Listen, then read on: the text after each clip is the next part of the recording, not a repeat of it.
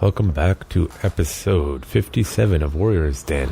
Today's guest, Vinny, is a 20-plus year police veteran out of Buffalo, New York, and a lifelong martial artist. As he mentions, comes from some boxing royalty. See if you can figure it out.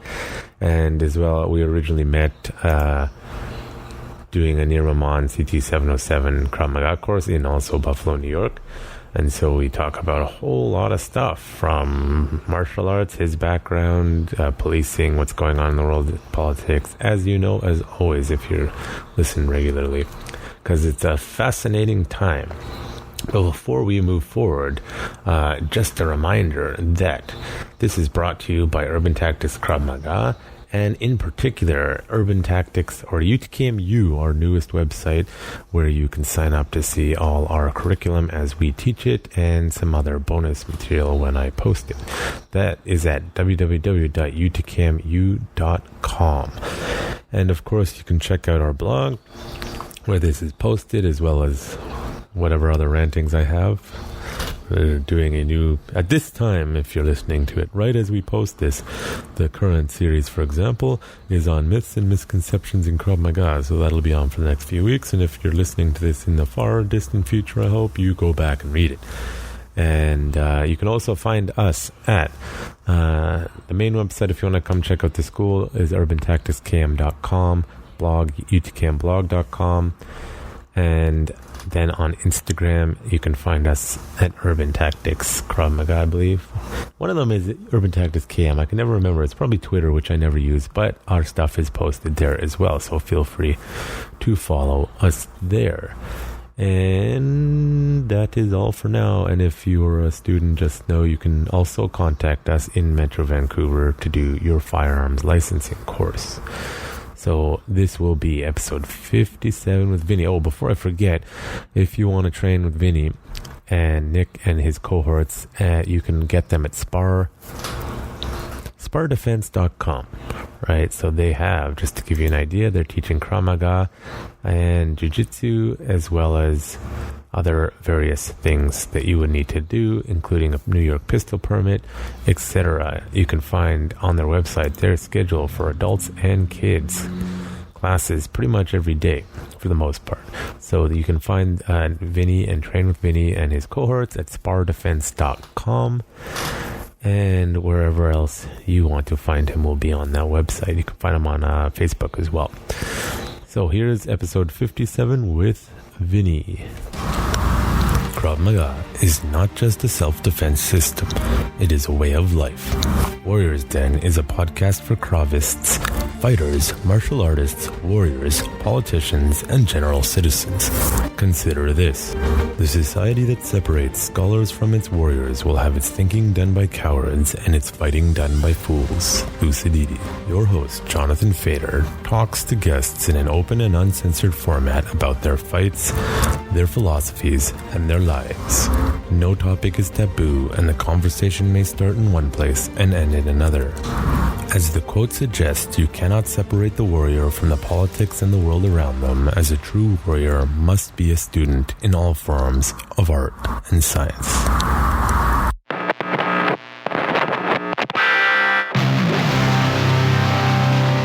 You're listening to The Warriors Den.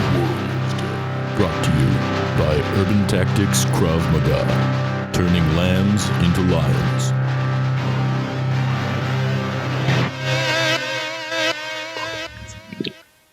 Test. Okay, so we are back, and I have with me a colleague, Vinni M. I originally met you a few years ago during a Nir Maman instructor seminar. So it's been a few years then. Yeah, it has. It's been a good couple of years. 6 years, I believe it's been. Yeah, it's been a while. Too bad Nir's not running them as regularly as I'd hoped, but it is what it is, life.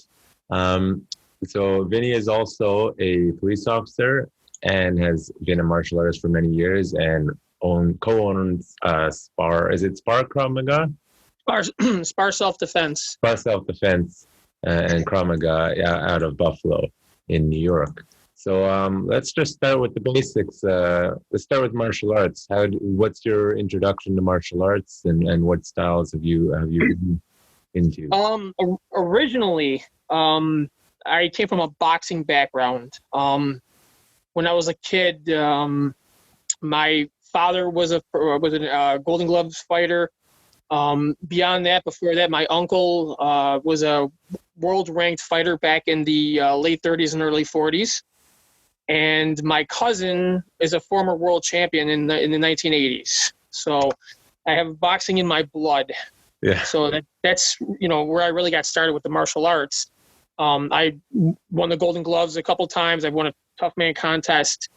Over the years, won lots of trophies with boxing. I really should have stuck with it. I didn't. A lot of discipline involved with boxing, but I took it as far as I could. And beyond that, I started taking martial arts probably in the early 80s. We all started in this area. We had a judo school. So everybody from the neighborhood went to the judo school for a little while. It was like the place for the parents to hang out and for the kids to roll around the mat. And then from there, I got into ninjutsu, believe it or not, during the ninja craze in around 1986. My instructor's teacher was Professor Ron Duncan, who is the godfather of American ninjutsu. And I did that for a little while. And unfortunately, a lot of we had a great time. I mean, ninjutsu was really interesting. I mean, we were doing lots of crazy things in the classes, and I enjoyed it. And then the instructor, he left town, basically, took everyone's money and left town. And I got into Kempo. There was another instructor in that school taught American Kempo. So I got into Kempo in Arnis, the Filipino stick fighting. Mm-hmm.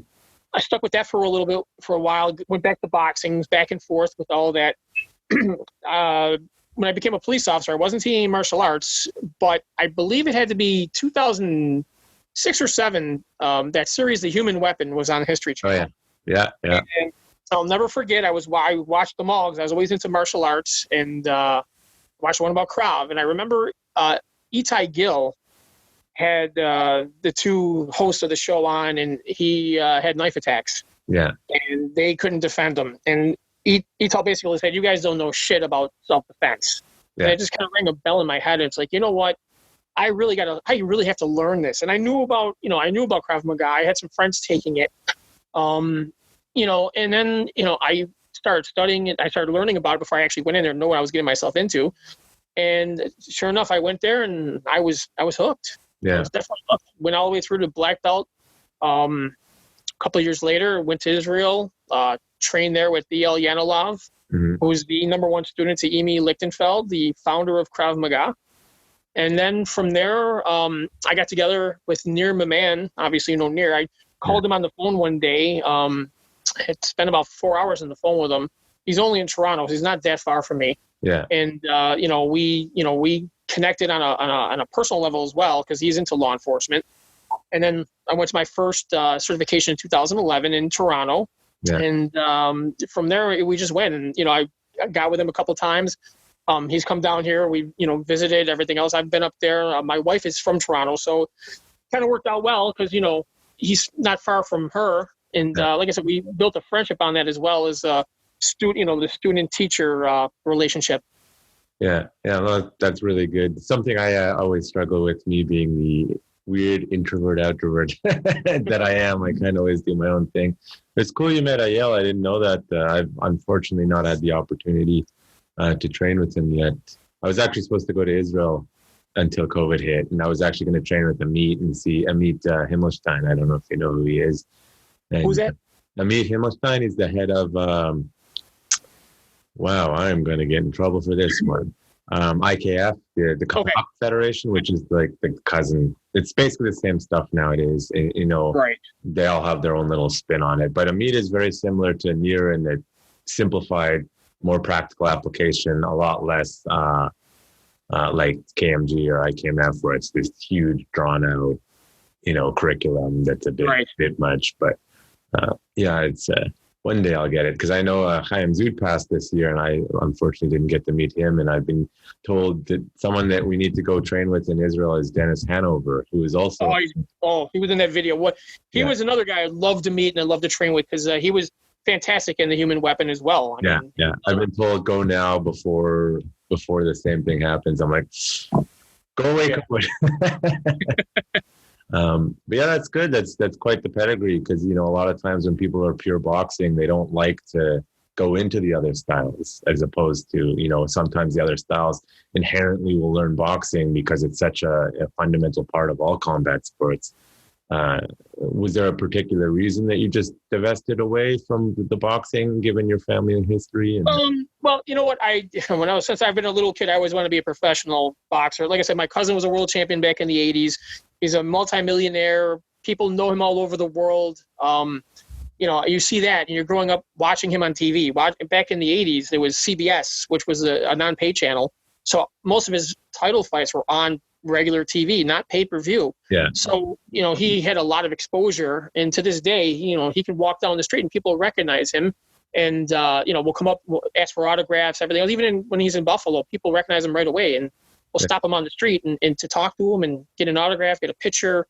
When you're seeing all this as I'm growing up, and, obviously it's in the blood, definitely is in the blood. I had a chance in 90. I went down to train with some professionals down in Virginia Beach.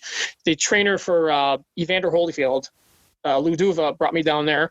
So I trained with Pernell Whitaker, who's since passed, was a fantastic multi-world champion, gold medalist for USA, and Meldrew Taylor, another gold medalist for USA, and a guy you might have remember, Egerton Marcus, who was a silver medalist for Canada back in 1988. I was training with him for a little while down there, and when I was down there, I mean, it was all business. These were guys, professional champions down there, and at that time, I had like 20 amateur fights, and these guys have over 200 amateur fights, some of these guys. And I was like, you know what? I just didn't feel like I belonged yet. So I came back home and, I did well down there, but, I wasn't ready. I was 19 years old, and you know what? It's a life. It's a Spartan life. You wake up in the morning, you go run, you get done running, you go to work or school. I was going to school at the time, get out of school, go to the boxing gym, come home from the boxing gym, eat dinner. From there, go do some weight training or some other training. And you're doing this every single day. You don't have a life. And you know what? It finally, by the time I was 20, 21, doing all this, all my friends were going out and hanging out at bars and having girlfriends and living a normal life. And it finally, I couldn't do it anymore. But the mentality, I kept the mentality. And even to this day, I watch everything I eat. I, train every day. Watch everything I do. I just could have stuck with it. I should have stuck with it. But you know what? Everything happens for a reason. And, I'm enjoying being a Krav Maga instructor and going as far as I can with Krav. And going to Israel was one of the highlights of my life, and meeting Nir. I've met a lot of great people, and I have a total respect for the Israelis. I mean, their mentality and the way they live is just unbelievable. And I've noticed that, the Israelis I've met are the most solid, honest people. You don't want to mess with them. Yeah. If they're your friend, they're your friends. I mean, everybody I met over there, they all had a presence about them. They live differently than we do, obviously. Yeah. They live under constant threat. And I forged a couple friendships over there, and still talk to some of these guys. And like I said, they're solid people. And if they're your friend, they'll do anything for you. And there's a lot of respect there, a lot of honest people. Yeah, so it's definitely a different world over. Yeah. I'm too Canadian. That's why I came back. But I would say it's a very loud culture to be nice. So you mentioned our niece, like that's, I'm familiar with it, because if you get into that culture, what's not talked about outside of the Philippines is they're actually different islands and they have the different styles. So our niece is a pretty particular version of what would be traditionally Kali Eskrima. Correct. Is it just because the trainer was there, or is it? My teacher was instructed. His head instructor was Professor Remy Paresis. So I don't know the the politics of what goes on in Filipino stick fighting. I know you're right about the Kali, but this was a different. It's more blades in our knees. They focus more on that. Exactly. Yeah. But Professor Paresis was the head guy as far as the head of it. The founder of our niece, which obviously is a offshoot of Kali, just like a lot of these Krav Maga organizations. Everybody's sort of an offshoot of original, EME's original system. So it's pretty much the same thing. But it was really, it was good to learn. I've learned a lot of stick fighting in that, and like I said, some knife as well. And we incorporate that into the Krav Maga as well. Some of those techniques. Yeah, I'm looking it up. So we're just looking up who the Grandmaster was right now. It's Jose Mena, apparently. Just says Grandmaster Marnis Calia Eskrima 1970s, along with Grandmaster Antonio Illustrimo. So Illustrimo is kind of in there too, right?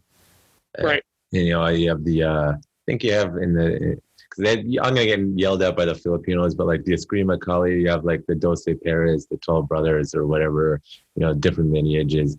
Some focus more on the Arnis being more focused on the blades and the machetes, and styles more on the sticks. Although fundamentally, they'll argue it to the death. It's basically a similar system, probably closer in similarity than a lot of the Krav styles, I would say, which is probably starting to some ways split. Yeah. Some ways not, depending on who you talk to. How was that experience then? Oh, it was good. It was good. I took that, like I said, back in 86, 87. Yeah. Learned some things with that. And I obviously with the American Kempo, which was, the modernized version of karate basically for the streets at the time. Yeah. But I've also found that for me personally, that Krav is more geared for the streets than anything I've ever done before, which is what I wanted for the job and, for, just personal protection. Yeah. Yeah. No, nothing against Kempo. Like, I've never done it personally, but I've seen the Kempo stuff and I've taught Krav to some Kempo people, and I'm just like, they're like, ours is real. And I'm like, no, it's not. Yeah. I mean, the old school Kempo with the hardcore body conditioning, similar to like Okinawan karate, is for sure legit. But if I found the way, like, they're still doing katas, and I'm like, people don't attack like that, man. Like, yeah, we did katas as well. It's just nothing practical about it. I'm not going to knock any system. I think anyone who's into any kind of martial art, I have to respect. Yeah. I don't want to have a pissing match with anybody who's better than what. For me personally, I've found that Krav is the most realistic, and I've had to use it before, so I know. That it works. And, the principles and objectives of Krav are different than most traditional martial arts. And I always tell my students, with traditional martial arts, it's, A, B, C, D. The technique goes A, B, C, D. Well, if you're in a real life situation and you have A, B, and all of a sudden C gets taken out, they freeze because they're used to doing it in a set pattern, the way they train. Where in Krav, if something, everything is static on the street, you know as well as I do, it's static. It's frenzied. Yeah. And if you miss, if something doesn't work, you just adapt. Yeah. Where in traditional martial arts, it just seems like they freeze. And I've seen that with some of my Ishin-Ryu students where they'll freeze up on different things because it doesn't go exactly the way they practice it. Yeah. And, that with Krav, it doesn't happen. We have objectives, we have principles. And if it doesn't work, perfectly, you can adapt and adjust to hopefully, get to the... Yeah. Well, hopefully, because it depends on the instructor, right? I find, like, if you teach a Krav class the way they do it in Israel, in a lot of places in North America, it's not, your business is going to sink real fast because it's too much for a lot of people here. But then I've also seen like legit Krav Maga people teach total watered down garbage. And, when I'm teaching, it's like, I'm trying to find that balance. Like, I focus for the beginners, principle, critical thinking, learn how to think for violence. The techniques will help a little bit, but they're at a beginner level. It's not to a real violence, unless you're used to it. It's not going to turn people on, especially if they grew up in the 90s, like me, and I escaped the whole brainwashing of, gold star for everything and all that nonsense. But a lot of these people, like I find I'm actually retraining a lot of people just how to even think and process. I'm a conservative, not as different in Canada than in America, but I get people who's like, I've never even heard this stuff before. I'm like, this is like basic logic. Right. So it's, and I had someone say the other day, like, what do you mean they have a knife I should run? I thought you said I should attack. I'm like, well, that's the decision you have to make. You're either out or you're in. And it's confusing the hell for people. Just the ability to make that decision is like half of what I'm dealing with new people. drilling aside, it's just they have to reframe how they're thinking because we're so soft nowadays, especially where I am. Well, yeah, you're on the West Coast. You know what? When I was taking Krav before, when I was going to the school that you were at for the seminar, I was going there before. That's where I actually got my black belt from. And I noticed as time was going on, things were getting easier and things were watered down. And I actually had to speak to the instructor a couple of times, like, look, I want to go harder. I want this to be, something that's it's worth my while to be here.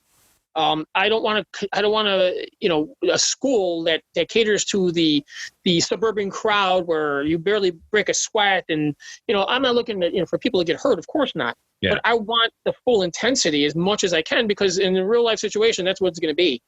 Yeah. And you're right. As a instructor and running a school, I understand there's a balancing act you have to have where you don't want to kill people, yet you want them to learn, the right way to do things.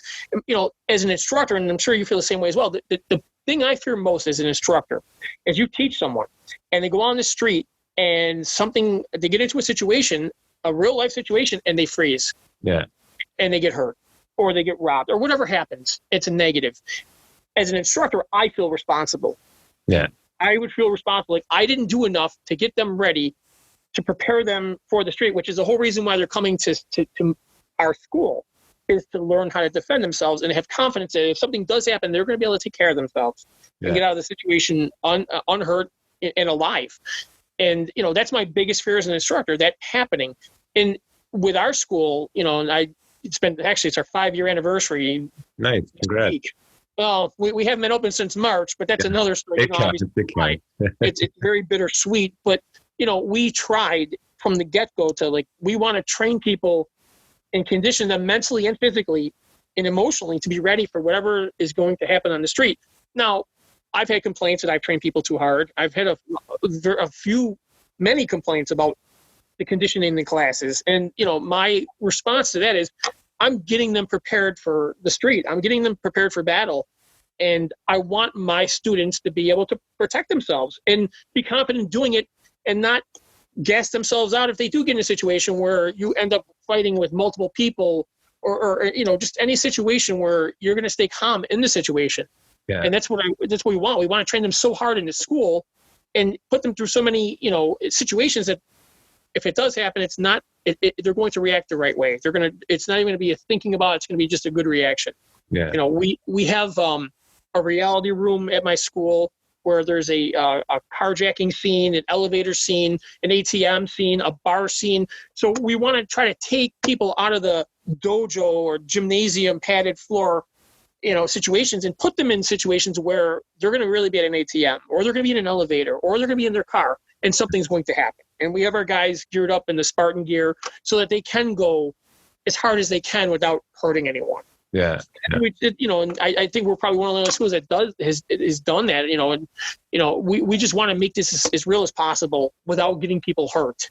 Yeah. But again, my number one goal is that, if something does happen to someone, they're going to get themselves out of it safely. Yeah. Oh yeah, it's for sure. The scenario-based thing is common in Krav Maga. It's, I have a bit of a psychology background, and sometimes it's hard to do it in a lot of places, right? And here, one of my advanced students, I'm doing, it was gun disarms. I'm using fake pistols, but we're doing them outside in the car, and it's every single, we're up here, people are even with fake ones, are freaking out. And, you have to try to do the best. Luckily, cops have come once or twice in my school history, but not, it's hard. So given the city I'm in, I have to focus on developing their nervous system. Right. Because I find, while scenario-based stuff is excellent, it's actually the training of the nervous system that you're actually doing. I think when Israelis explaining to other people what they're doing, half the time they don't even know what they're doing. They're just like, it worked, do it.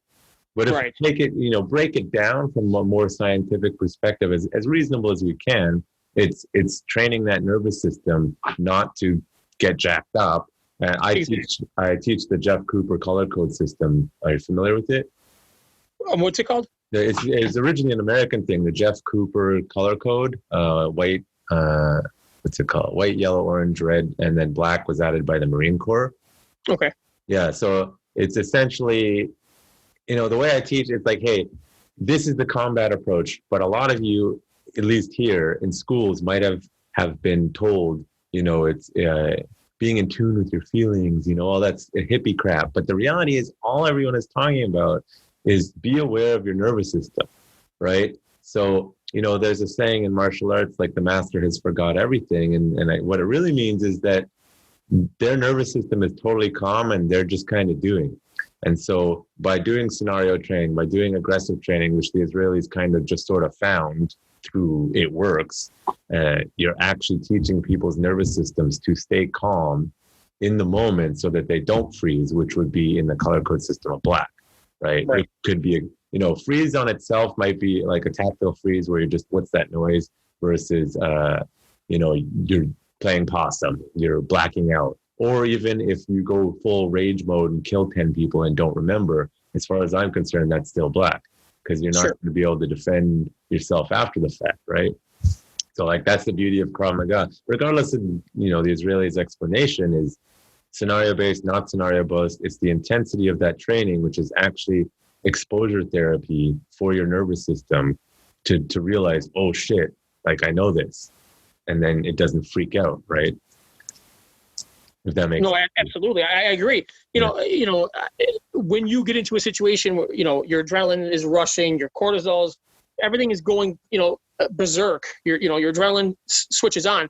And that's what basically same premise is, you try to get people to be able to control their adrenaline and they're not, that flight or fight kicks in, we want them to fight. Yeah. If you can get out of there, and like you said, if somebody has a knife in front of you and you can escape, then run, then get away. There's no reason to sit there and try to challenge the knife. It's only in the situation where you're cornered or you feel like you have no way out and you just have to react. Oh, absolutely. Yeah. But I have no, an instructor told me a long time, my Kempo instructor, he who fights and runs away lives to fight another day. Yeah. And it's 100% true. Or I like Nir's quote is, you win 100% of fights you're not in, right? If you're not in, exactly. It's a very, like I was watching a video a couple of weeks ago of, it was an ATM robbing. And the guy had tons of time to turn around and look at the guy. And they was like, 5-10 feet in between him. He's standing, I can't remember, knife or gun. And the guy just stops. It's like, dude, run. Like, what are you doing? Right. And that's really what you have to train and to get them used to it. It's hard though to simulate in real life, like that real fear. It's almost impossible, I don't know if you've gotten it out of people, but I mean, as best as you can. I mean, I like to try to look at heart rate. Yeah. When me personally, when I've gotten myself amped up to where my heart rate is over 175. Yeah. Just say hyped up to the point that adrenaline's kicking in. So when I'm training, I personally try to do that to myself, is get myself so amped up that I'm heart rate's over 175. So I know exactly how far I can go to get it there and to be able to react under that stress. And I try to do the same thing with the students. Not that we're taking their heart rate, but I pretty much have a general idea where I need to be personally to get that heart rate in that situation where my adrenaline is just flying and being able to just control myself in that situation and to be able to still do the techniques and get out of the situation and keep my head and not lose control. Yeah. Well, it's funny you say, like, I know in testing, like I've had a few students over the years who are just endurance freaks. Like they just don't get tired. And, there's one or two situations that really kicked in with it. It's like they had other styles behind them. You could tell when they were actually getting tired and they were actually struggling because guess which techniques they started using?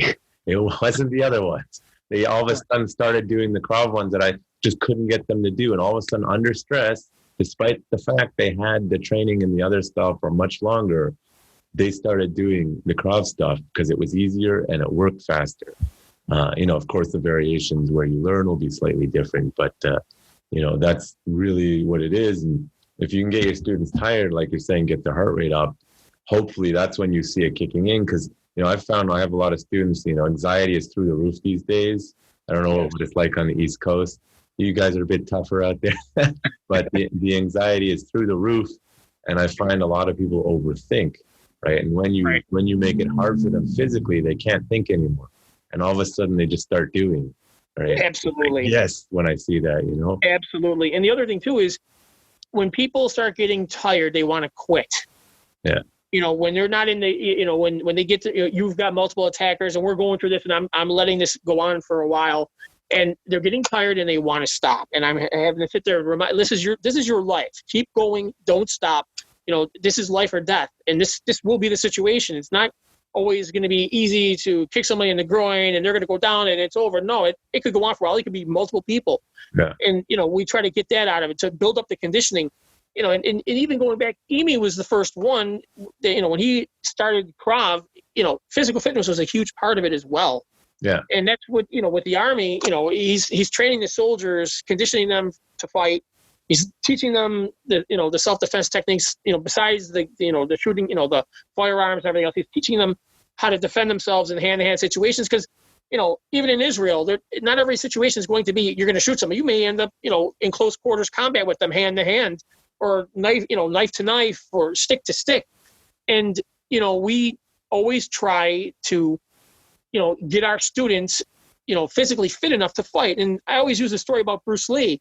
And obviously, you know, Nir is also a Jeet Kune Do, I believe is a Jeet Kune Do black belt. So some of the stuff that Nir has with the Krav, I can just see a little Jeet Kune Do in as well.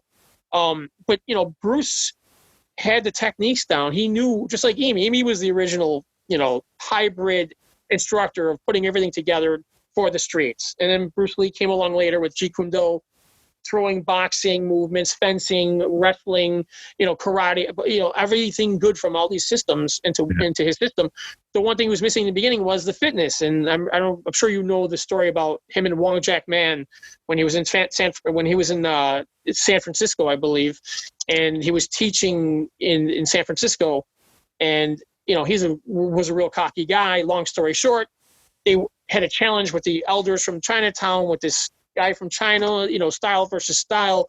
And Bruce got tired. He won the fight, but he got tired quickly. And he realized, look, I need to put more physical fitness into my style because I can know all the techniques in the world. If I get tired and I can't perform them, then I can't do anything.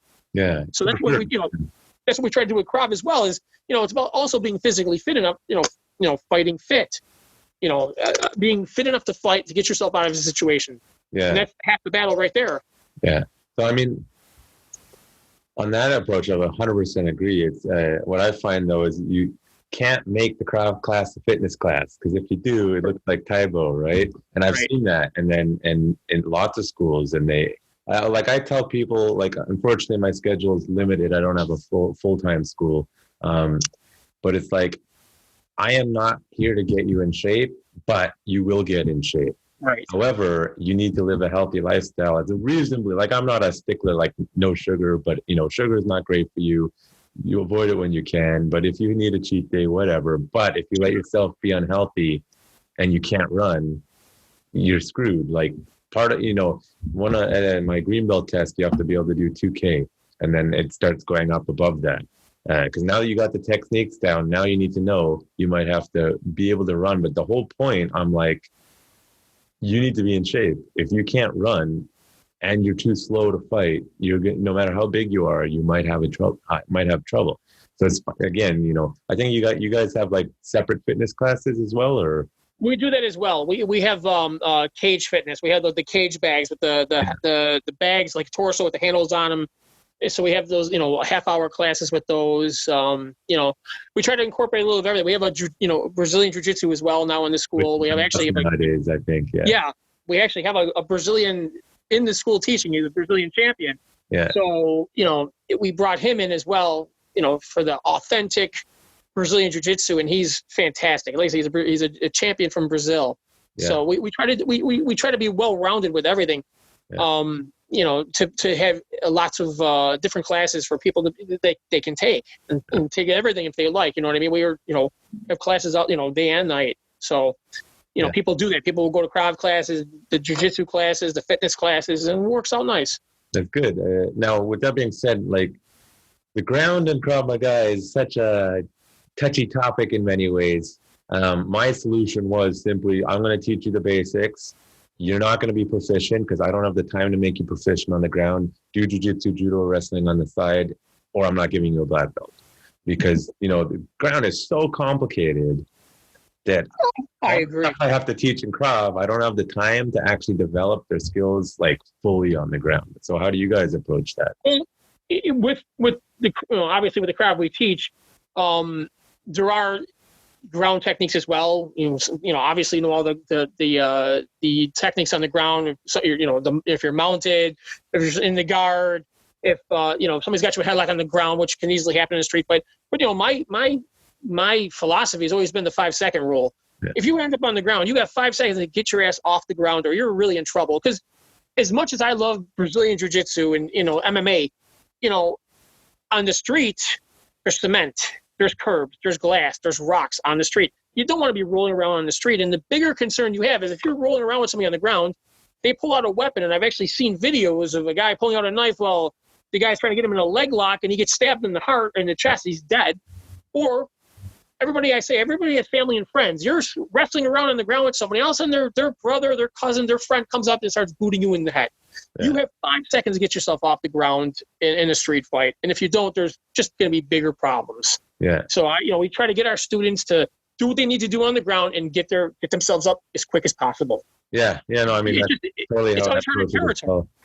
I have several students that are bigger than me. I do Brazilian. I'm almost a brown belt now, but they, I'm like, you guys need to understand that you cannot rely on your size at all times. I put them in side control and they're stuck there for too long, right? So it's I think actually one of my students is very fit, very competent in martial arts. He got very pissed off about Joe Rogan's recent comment about Krav Maga, and I was like, hey, just so you know, sometimes he's like, Krav Maga is great, and then other times Krav Maga is shit. It really depends on what he said, but he was basically saying like, if you take even an amateur MMA fighter nowadays, and let's say there's no weapons, because obviously weapons change the dynamic, and they go up against the average, pretty high-level Krav person, he was basically saying that Krav person has no chance. And he's, in many ways, probably correct, because their skill level and fitness level is so high, the moment you go for their groin, their eyes, they're going to be like, oh, no, you don't, and then there's a problem. So I think, while if you're a competent grappler and competent Krav person, you're going to recognize this and you're going to get out. But I think a lot of people, they don't know how to really judge their own skill set against someone who's, say, a professional or a high-level amateur, Right. Well, you know what? If you go into the cage, you're playing under their rules. It's a padded canvas floor, just like in a boxing ring. If I take somebody in a boxing ring, it's a controlled environment. If you take an MMA person and put them on the street, on the ground, which is hard, they don't want to be rolling around the ground. No one wants to be rolling around the ground. No, and generally not. I would just say that, that would be my first thought was I will go to poke their eyes. I would go for the groin. I would bite them, whatever I need to do to get myself off the ground. And I tell my students, do the same thing. I'm not going to try to win a battle on the ground with somebody who's got jiu-jitsu experience or an MMA fighter. But, I remember Nir telling us, and probably during our certification, they get poked in the eye, they get 5 minutes to recover. They get hit in the groin, they get 5 minutes to recover. And these guys sometimes don't recover in those 5 minutes. So my first thoughts and inkling is going to be the eyes or the groin. Yeah. Like I said, you need to bite, you need to do whatever I need to do. I'm getting off the ground. And, it's the best thing you can do. And there's a lot of guys out there on the street now who have taken some MMA classes, or they watch the UFC or one championship, whatever they watch, and they pick up the little moves, or they, and they want to take people to the ground. And like I said, many people don't know what to do when they're on the ground. And like I said, and you just keep those principles in there. You want the groin, you want the eyes, you want to get off the ground. I want to make sure that they don't have a weapon in their hands. I want to make sure that somebody's not coming to boot me in the head as I'm trying to get off the ground. I mean, situational awareness goes a long way. And, the same way is, when we train Krav is when you're fighting one person, you're fighting many. And I tell my students this all the time. I get done with one person, and, I learned the whole scan technique when I was in Israel with Krav Maga Global, where they really overemphasize the scan. But they're right. Everyone has family and friends, and you're dealing with one person, and you better do that 360-degree turn and look to see what's around you, or who's coming at you next. Because in this day and age, you're going to be fighting more than one person a lot of the time. Oh, yeah. Especially if you're kicking the shit out of them. Oh, yeah. You're going to have somebody else going to try to get involved. Yeah. And you have to have that situational awareness to know that, and not that tunnel vision where you're just focused on this person, not having any idea what's going on around you. Yeah. And with that being said, like, you know, I'm in Vancouver. I always tell people, like, if you think Vancouver, Canada is dangerous, you know, you're wrong. Like, people here are, you know, crazy. And then you're in New York State. East Coast has a reputation for being a bit more aggressive it's more common for street fights to break out compared to here. It's not I can't remember the last time I saw some random guys brawling on the street that weren't just shit-faced out of their minds, you know? Right. You know, so I think that the environment also it changes people. Now, on that note, you're up in Buffalo. I've heard like some stories that the crime in New York is going through the roof. Is that pertaining to just the city or up where you are as well? No, it's the whole state, because what this state has now, the governor, who is a very democratic, liberal governor, they put in something called bail reform, which basically means, you know, there's very liberal attorneys who are complaining that, let's say a black male gets arrested, and a lot of these guys don't have money, and they don't have enough money for bail, so they'll sit in jail for a couple of days until they go before the judge and they're arraigned. And they said that's unfair, that they can't afford bail, so they're going to sit in jail, while people like you or I, you know, we can afford an attorney, we can afford to post our bail and get out of jail that same night. So they started something called bail reform, which basically means that unless you murder someone in this state, you are not going to jail. Yeah. You can smash somebody's windows, you can punch somebody in the face, you can do whatever you want to them. You'll get arrested, you'll get processed, you'll get fingerprinted, and you'll be given an appearance ticket to appear in court at a later date. And basically, for us as police officers, that's just giving people a license to do whatever the heck they want to do, because there's no consequences for what they're doing. Yeah. You know, we've had domestics where a guy gets drunk, he beats the shit out of his wife, you arrest him for domestic violence, and before you know it, he's processed, he's going back to the house for round two. Yeah. It's making our jobs much, much more difficult. And, you know, it's taking away any kind of punishment for anything people are doing. Yeah. They go to court at a later date, and, you know, they're not punished that night for what they're doing. And it just, like I said, unless it's something serious, honestly, attempted murder or murder, you're not going to sit in jail for one night. Yeah. And it just makes our jobs a lot harder. Yeah. I do want to get really into this subject, but before we do that, maybe you just back up a bit and talk about when you got into policing, what your experience in policing, etc. I've been a police officer for 23 years. Quite the career. Yeah, start to see the wrinkles on my face now. I've been a police officer for 23 years. I've worked on the bike patrol, the bicycle patrol, the SWAT team. You pretty much, you know, been a patrol officer most of my career. Were you like, maybe I'm imagining thing, were you like a transit at one point or something? Yeah, still a transit. I was also a housing police officer at the beginning of my career, basically the housing projects in the Buffalo area. Now it's mostly a transit, you know, airports, subways, buses, all of that. So you've pretty much done everything as an officer could do as far as the breadth of the career then. Well, I'll tell you what, I've everything from a plane crash to shootings. I've done it all. I've seen everything in my career. I would put my career up against many other people because I pretty much have seen everything that can be seen, unfortunately. Yeah. So you have a lot of experience, and the state of policing luckily it's kind of, they've put a stop to it a little bit here. The nonsense that's going on down in the States that people have tried up in Canada, and the city councils just kind of get out. We'll listen to you. Okay, good. Get out. How do you feel about what's going on? Well, it's difficult. You know, it's difficult because the majority of us, I would say the vast majority of officers, and like I've had a 23-year career.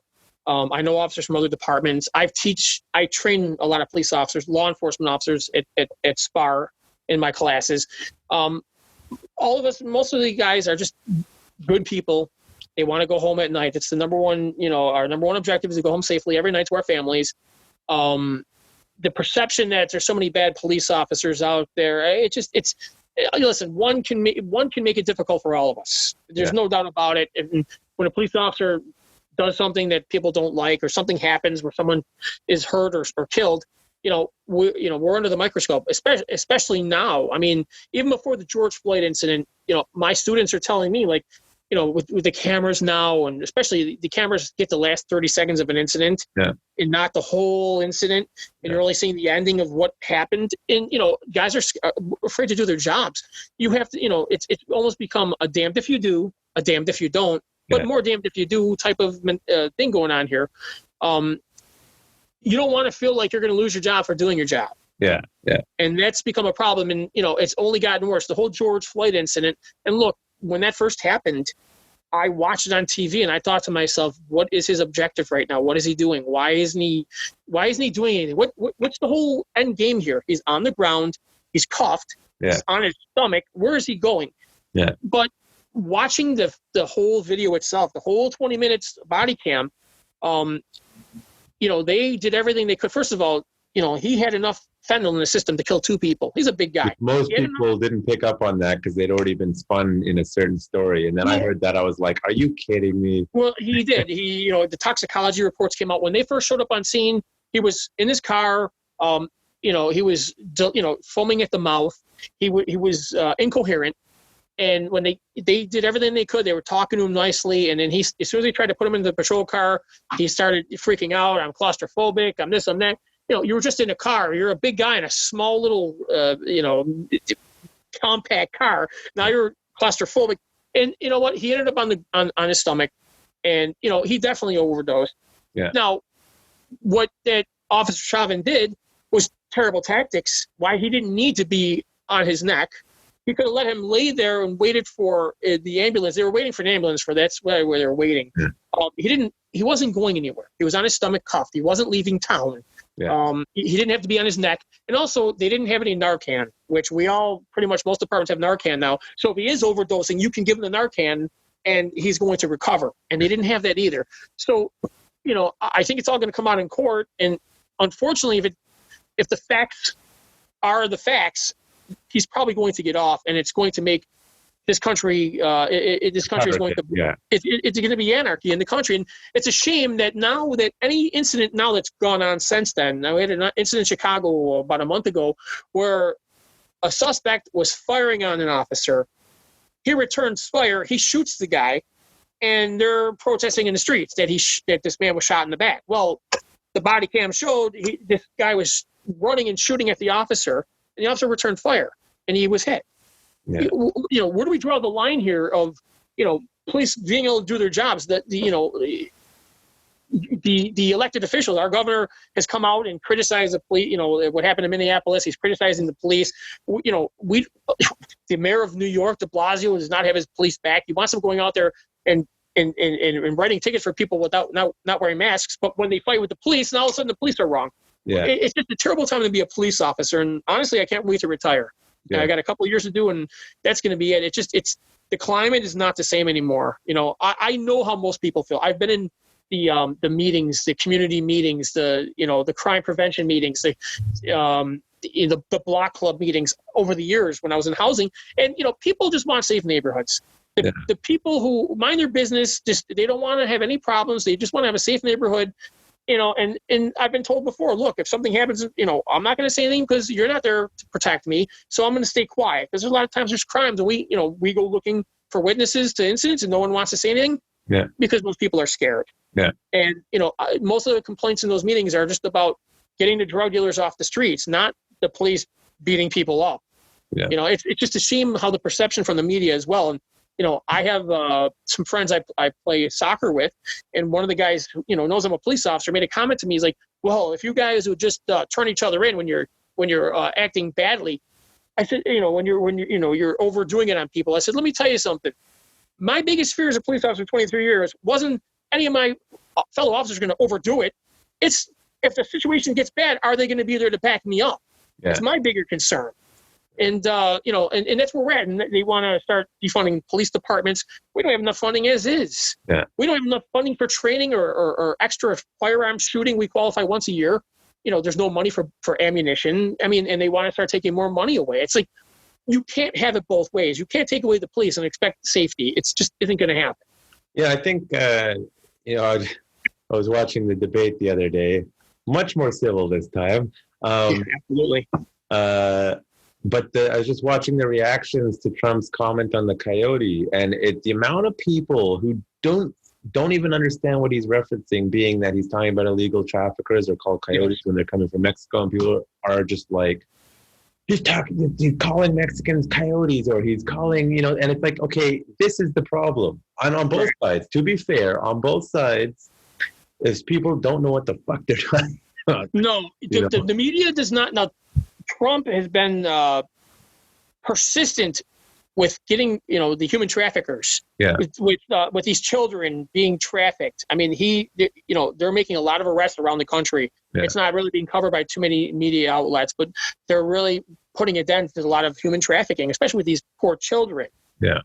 And it's not getting covered. And yeah, you're right. When you say coyote, most people probably didn't know what he was talking about. I will say that Donald Trump is pro-police. And I know Joe Biden has now twice said that police should shoot suspects in the legs. Good luck to stop them. He has no concept of what he's saying. I mean, and this is why no police department is backing him to become for first presidency. Because when you make ridiculous comments like that, and you're giving these groups, including Antifa, you're giving them a platform, and you're fueling their anger. You're adding fuel to the fire, and they're fighting with the police on the streets. I mean, this could be considered conspiracy. I suspect that, let's say Trump loses, it's all going to disappear. COVID lockdowns are going to go away. I do believe that's going to disappear. And to me, if that happens pretty quickly, and if you still can't understand, there's something, whatever it is going on behind the scenes that you're just not paying attention to, then I don't know what to tell Americans, because it's clearly there. And the trafficking thing is so fascinating to me, because this is a thing that almost all human beings will agree, hey, don't screw with kids and other people's kids. It's not okay in almost any culture. There's exception. We won't get into that. Yeah. And definitively, by the arrest numbers, they have been going after human trafficking a whole crap load more under this administration. No one's talking about it. I mean, the Epstein thing, which is disgusting that no one's in jail for that. I mean, he was briefly. Not yet, but let's give it some more time. There probably will be. And it's like they're acting, at least on the surface, that this isn't going on. I have a student here that's taking criminology that is discussing the extremely high rates of human trafficking globally. It's still there. The police are arresting people left, right, and center. They're busting huge rings. There have been politicians arrested for this. You don't hear about it anywhere. No. And then, to pretend like nothing good has come out of this administration is to me crazy. And then people just don't know the crime stats. They don't know the use of force models. They don't know what's really going on. Everyone wants to pretend, they live in their little bubbles, Right and left, because the Pizzagate thing did not help the cause. No. That's the right-wing crazies on that side. But I was talking to someone that said, not that informed, but they said, the Pizzagate thing. I'm like, yeah, okay, that was crazy. But are you aware that the arrests have gone through the roof for this stuff actively? And they're like, I didn't even know it's still a problem. So most people don't see it, then it doesn't exist, Well, they don't know. That's the problem. The media isn't covering it. The media in this country does not like Donald Trump. Yeah. No matter what he does. And it started when he ran for president, he basically got on the media's bad side. I'm sure there's a lot of things behind the scenes. Donald Trump was a liked person when he was just doing a show on TV, and he was a millionaire, and he had the hotels, and he was having boxing matches at Trump Plaza. He had all these people as friends, and he got into politics. It all changed. But they're not going to report anything good he does, and this is why he takes to Twitter. And I sometimes don't like what he puts on there, but I realize that he has no other avenue. And you know what? He's not a politician. This guy is a businessman. He's not going to sugarcoat. And sometimes he's going to say things that are just going to make you either or laugh or just shake your head like, what the hell is he just say? What's he saying? Yeah. But, I've come to just understand that's the person he is. Yeah. And, as long as, in these 4 years, I mean, my investments have gone up. We've all making more money. So there's a lot of positives. He's not putting us into any other wars. So and I know some people who know Donald Trump. I actually have friends who know Donald Trump, and from the boxing business, both black, white, Hispanic, and they all like this man. They all are for Donald Trump. He's done things behind the scenes, helping some fighters out who are down on their luck, and he doesn't want to get out into the media, but he's helped a lot of fighters out who are broke and down and out, and giving them jobs or giving them money, and it's not reported. He doesn't want people knowing he does stuff like that. But everyone I know who's, Mike Tyson is a big fan of Donald Trump. Don King, the promoter, is friends with Donald Trump. I mean, these are all people who, they know he's not a racist. It's just, for me, I hate being political, but he's pro law enforcement. So how can I not like him? And I've got the other guy saying we should shoot people in the legs, and his vice president, his vice presidential candidate is not pro police either. So, that's where my loyalties lay in whoever's for the police and law and order. Yeah, it's funny. I just find it hilarious and infuriating. Most Americans know little about politics outside the country, but I'm in Canada and everyone is just shitting on Trump. I'm one of the few people who's like, yeah, well, why don't you look into some of this stuff? Meanwhile, our own prime minister has had multiple ethics violations, which is equivalent to a goddamn impeachment multiple times, but it's like meaningless here. But it was the dude, if this guy was in a lot of other countries, the guy would be in jail. Like South Korea, when that happened with the whole Samsung corruption, they're gone, right? And I'm just like, why are you yelling at him? As far as I know, no matter what your opinion, and he hasn't actually broken any laws, questionable things it may be, but ours has broken laws and no one's doing anything about it. And it's just insane that this has become this focal point. And meanwhile, in America, the blue states are not doing so hot. And, that's my other concern for you guys in like New York and California in particular, is if you do get a blue wave, I think America is not going to be America anymore in about 20 years. I think it will be Canada. You're going to get like Texas saying we're going to execute our right to leave the Union, and then it'll just collapse from there. It could. My wife is Canadian. I think I told you that. So her family still lives in Toronto. Yeah, they don't move to Toronto. No. It's a nice place to visit. But, they don't get the news. They get the same type of news down up there about how bad Trump is. And, the news networks up there pretty much cover what the CNN down here covers and MSNBC. They're not as bad. Like, I can't watch Fox or CNN because it's just entertainment, not anything meaningful. I mean, CNN pisses me off a lot more, but Fox I don't watch either. But the Canadian news is a little bit more traditional and it's a bit more neutral. An example would be, if there's an active crime thing going on in Canada, there is an understanding between the media. Don't talk about the person's name, like a shooter, for example. You keep it quiet. It's still an active investigation. And this is why a lot of stuff gets sorted out here a lot easier, because over there, I forgot, last time there was a major, not the Nova Scotia one, which is a crazy, corrupt-looking disaster. Before that, and the American news were like, we got the guy's name. And because they released it, the Canadians like, crap, now we got to say the name too. But they're like, this is not how Canadian policing or news works. They actually work a little bit more in tune together here, to the best of within reason. Obviously, if there's a major public thing, then they can't keep quiet on it. But I hear every once in a while, I'll get someone telling me something, some crazy terrorist plot or some crazy thing in Canada that got shut down quietly and no one knew about it all. But if that was in America, it'd be like the next cycle until it's not the cycle anymore, Sure. So everything down here, everything has now become agenda based. Yeah. When I was growing up, I watched the news. It was like, they reported the news. There was no slants and you believed what you were hearing. Now you watch the news and you're getting slanted stories that to whoever's agenda. And, I don't watch the news anymore, to be honest with you. Most of the news I don't watch. Yeah. It's funny. I was at someone's house for a few days, and their parents, and their English isn't even their first language, and they like to have the news on constantly.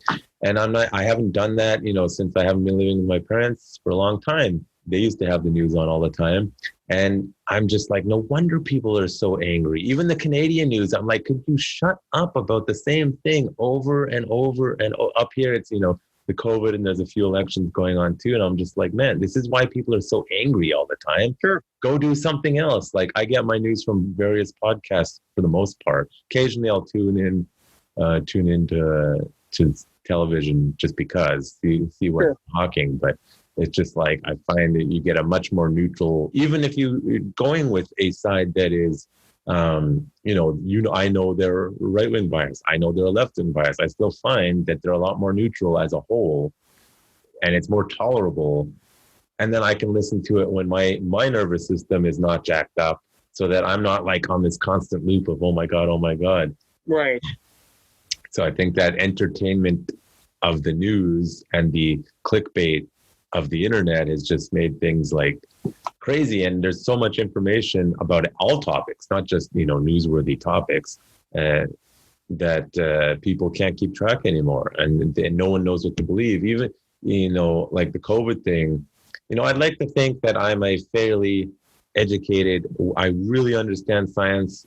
And I say that not as someone who's done it as a living, but by talking to other people, I can see that even people who are in the field of science half the time don't even understand, say, scientific method. And so COVID just really emphasized the problem in the scientific community. I realized this when I was in university. It's not what they think it is. It's become a cult, just like they accuse religious people of being culty. And it's the same behavior. It's like, well, I was listening to this other podcast, Naval Ramakant, and he was talking about science needs to be felt. You need to be able to prove it right or wrong definitively. And if you can't do that, if you're just bickering and you're not trying to find the right or wrong definitively, guess what, guys? You're not doing science. And all this appeal. I am a scientist. Listen to me, dude. You're an ER doctor. You're not an expert on any of this shit. So get off the TV. That happens all the time in Canada with the gun thing. They can pull up ER doctors and ban guns. Guns are bad. It's like, hey, man, you don't know what you're talking about. And they get yelled at all the time. It's like, get off the TV. You don't belong there. And then because if you actually listen to the experts about pandemics, I was reading a book from a person who wrote it before this pandemic. What you actually start to see is all governments completely screwed up because they were ignoring these people the entire time, and the mass shortage should have never happened, and all this other stuff should have never happened, and they actually knew better, and it was really actually complete global government failures to do what they're supposed to do. That's what the experts were saying years ago, and yet now when they come out and talk about it, they're crazy people. It's like, wait, what? They were right, dude. That happened here too after SARS-CoV-1. Canada, all the paramedics, they got all of their PPE gear all ready to go. Pretty much across the country, they didn't get new equipment when it expired. And they're like, it's fine. You don't need to. And then boom. Right. Like, guys, come on, man. Like, you knew this. The experts have been telling you for years. You're choosing to ignore it because it costs money and it's not going to get you reelected, even though if your party's in power, when something hits the fan, if you actually do this stuff, you'll be fine, Sure. But most people can't even figure this stuff out because you have to understand basic biology, like to understand RNA versus DNA viruses. That's why vaccines for this one are probably going to be the same as a regular flu thing every year. You have to understand the politics of it, the money and for most people, it's just so over their head. And then everyone's going crazy. It's why I keep telling people, learn martial arts and get guns. Get guns, absolutely. Absolutely. You don't know. I know New York's got some, I'm not really sure the laws there are like you can have guns, but not really. And it's pretty strict. Well, we have you're allowed to have guns. We have pistol permits throughout our throughout our state. So we are allowed to have guns. You got to obviously go through a pretty extensive background check as far as where I live. Even me as a police officer, it took a couple months to get my pistol permit. But yeah, they're, eventually I'm sure the Democrats in this state are probably going to want to take the guns away. I mean, it's, this is what they're going towards. This is what the Democrats are going towards is they take guns away.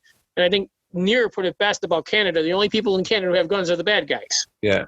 So, we don't. It's sort of true. I mean, Near's great, but he's a little hard line sometimes. One thing I will be harsh on police officers as a whole is the psychological aspects of your job. You're going to get jaded a lot of the time. Like a lot of the issue of drugs is a thing I often butt heads with police officers in America in particular. because sorry, but the war on drugs completely failed. And once you start to understand, it's ongoing. What? Yeah, it's ongoing. It's ongoing. Non-ending. But like, and I totally am against the total like left-wing approach to hippie crap, like, ooh, your feelings, because that's just not how it works. But your job inherently will make you jaded and Sure. be exposed to it. And, statistically in Canada, yes, the criminals doing most of the issues, major gun issues is all done illegally with illegal guns under illegal circumstances. It's not how the stats actually show. Most people die of suicide-related deaths with guns in Canada.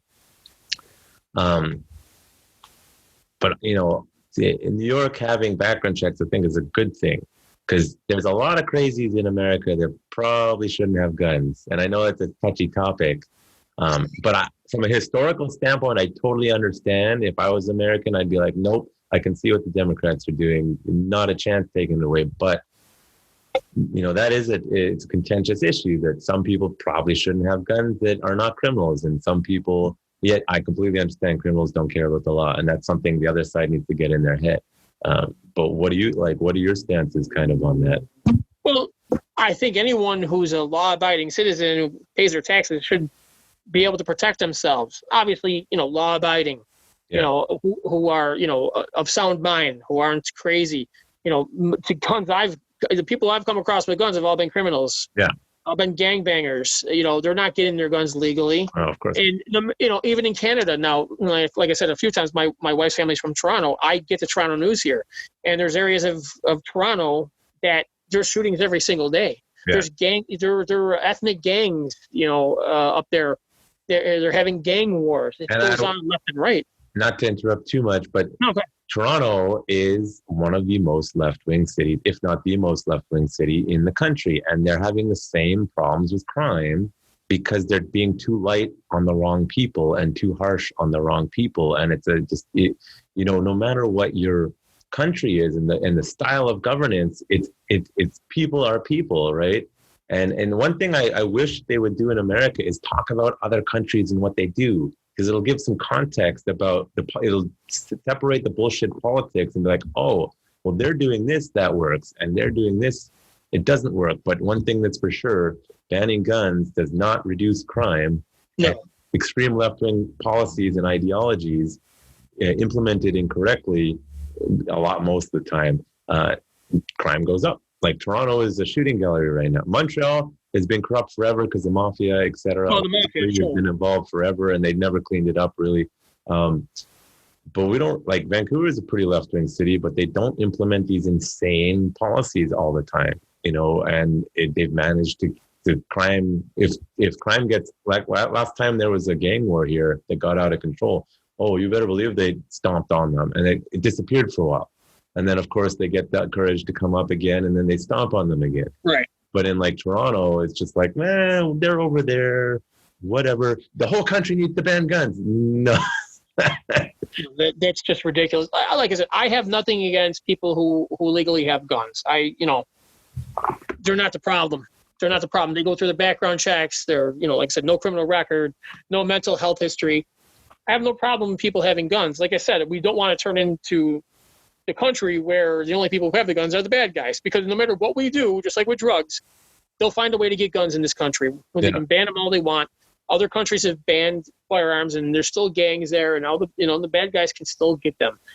We've banned, there's drugs are illegal here, but people can still get heroin. People can still get cocaine, crack. I mean, when I first started policing, crack was huge in Buffalo. Yeah. Everywhere. It's easy enough to get crack on the street as it would be to go to the supermarket to buy some toothpaste. That's how easy it is. It was all over the place. Yeah. So no matter what you do, you can ban everything, but there's still going to be ways people are going to get it. It's the way things have always been. So why make the people who are doing everything the right way, why punish them? Yeah. If somebody wants to have a gun in their house for protection, and like I said, they're a law-abiding, tax-paying citizen, then why shouldn't they be able to? Those aren't the people we have a problem with. Yeah. Yeah, no, I mean, I agree. The self-defense laws here in Canada, you basically, for all intents and purposes, can't really use a gun for self-defense. There are cases that yes, people have used it and they've gotten off, but it gets so gray and complicated here. It's like, yeah, I know they've kicked in your door and broke it down, but if you shot them, they're gonna charge you with at least something. And it's like, and then I talk to the average Canadians and they're like, what do you mean I can't shoot them if they kick my door in the middle of the night? And I'm like, yeah, you're probably going to go to jail if you do that. I mean, yeah, there are cases where they got off as a self-defense. It stuck, and like they got off on self-defense. But yeah, the media picked up their story, and now they can't get a job anywhere, right? That's crazy. Yeah, so it's the self-defense aspect up here, not being able to do that, I think is slightly problematic. I do think you should be trained, but you know, in the States, you know, it's confusing for people because one thing people forget, every state is different. The laws are different. A lot of times, like several of the mass shootings in Florida were totally on the government for not doing their jobs, you know, arresting the people when they were supposed to and doing on that. And then it just gets played politics, you know, and I tell people, you know, as far as get guns and learn martial arts, what happens if shit hits the fan? And I actually use COVID as an example. I'm like, you see how crazy people acted with this? It is a pandemic, but you weren't seeing people drop dead in the streets. So imagine if something actually went out there that was dropping bodies left, right, and center, or an actual war broke out. What are you going to do then? You're screwed. And now your lineage, your family, you know, if you're into evolution, you're into whatever, but your ability to pass on your family is gone now because you screwed up and didn't prepare for the proper future. You know, same thing here. The police don't, you know, get enough training at all. And so it's like, they're like, leave it to the trained professionals. I'm like, well, most of them are not. You know what? Let's start out with the academy. When most police officers go to the academy, it's, you know, 24 to 26 weeks. As far as defensive tactics go, and now I have friends, guys I work with, who actually teach in the academy defensive tactics. Yeah. In New York State, and probably most states, it's all about liability. It's not about our safety. Yeah. They're teaching wrist locks and controls that way. In my 23 years as a police officer, I've never used a wrist lock on anyone because it's, you know, I mean, it's ridiculous. You know, you get somebody who's double jointed, or even worse, and this has happened. You get somebody on PCP or bath salts. Good luck in trying to get a wrist control on them and trying to control them that way. It doesn't work. It doesn't work. And this is in, you know, I just remember being in the academy and seeing some of the guys I had the boxing experience. I had some martial arts experience. I'm seeing some of our guys who've never been in a street fight in their lives, and they're trying to learn these techniques or just learning to fight, period. You know, I just don't think a lot of guys are prepared for what can happen out there. And if somebody resists you, now you get conditioned to, okay, you're under arrest, or put your hands behind your back, and you get conditioned that people are going to do that. Well, when people start saying, no, I'm not going to put my hands behind my back, or fuck you, I'm not going to jail today. Yeah. This puts people in a situation where fear can easily take over. We don't get enough training. And, you know, I always wanted to I enjoy having police officers as students because they want to be there. Yeah. You know, to teach in the academy, these guys all have to be there. It's just part of the curriculum. They have to take it. But, you know, the police officers who want to learn more, you know, who really do care about their safety and you know, want to be prepared. And I always enjoy teaching police officers because we need this training more than anyone else. Yeah. Because we are going to be fighting with people. We are going to have people tell us, I am not going back to jail. I will die before I go back to jail. You're going to have people pulling weapons on you. You're going to have people fighting with you. Now in this day and age, it's not such a big thing to start a fight and start beating the shit out of a police officer. I'm watching it happen all the time. Which is insane. It's just crazy. People don't have respect anymore for the police. Yeah. And, you know, it's media driven. It's politics. And, you know, so yes, we need more training. And you know what? I've told any of the guys I work with or anybody in general in law enforcement, hey, I don't care about the money. Just let's train. Let's go over some techniques. Let's go over tactics because we need the training. You know, it hurts me. Personally hurts me when I see police officers getting hurt. Or if I was watching a video a couple of days ago of a police officer on the ground mounted, and this guy just keeps beating the shit out of him while people are filming it, cheering. Yeah, I think I saw that. Yeah. South Carolina a couple of nights ago, and I'm just sitting there thinking, why didn't they just try to buck him and roll him? Obviously he doesn't know the technique, Yeah. But simple things like that. This guy's on top of him. He's mounted and he's taking a beating, and he ended up getting airlifted to the hospital from a helicopter after the beating. And people are not helping. People are sitting there cheering and filming and cheering and egging this guy on to hurt the police officer. This guy's got no backup. And, so for me personally, we definitely need more training. We can learn all the de-escalation things we want. And believe me, I've always said, I get paid the same whether somebody goes down easy or they go down hard. I want to take easy all day. I'll try to talk someone down and de-escalate a situation. Yeah. But sometimes it's not an option, and you have to be prepared for what's going to happen next. Oh yeah. That actually brings up a point about mental health. I'm both personally and friends and family dealing with mental health and a psychology background again. I'm starting to see the society, it's a lot of people have this idea that you need to cuddle people who are mentally ill. And then if you realize you don't even know, I know people who I don't even know that they're not there anymore because they're still talking and they're still having a conversation, though it's heated, but they're actually mentally not there anymore. And the de-escalation tactics often will only work if you're someone like that Rich Voss guy who's just a natural, calm, just has it. That's one in a million type negotiator, which is a skill that I just don't think you can ultimately learn too much. It's some people have it, some people don't, right? Unless you really know them, you're not calming them down, especially if they already have animosity towards you in a uniform, right? And people have gotten this idea, no, don't treat them like, animals like they used to in the 50s just because they're mentally ill. But I'm sorry, they're not there right now, and a conversation is not going to work. And if you're an officer, you don't know them. You don't know what's their triggers and what's their keywords. You don't really have time to risk your life or theirs because they're not there anymore. And the public needs to be aware, but they're trying to protect. I saw the psychology field that's gone so far la la land that it's we in Vancouver, and whenever they closed it down, they closed the mental hospital. Where are they all now? They're all on the streets, right? And people were still trying to sell this bullshit that everyone on the streets is just running away from home like it was in the 60s, 70s, and 80s. But it's not like that anymore. Now it's a lot of drug addicts. It's a lot of,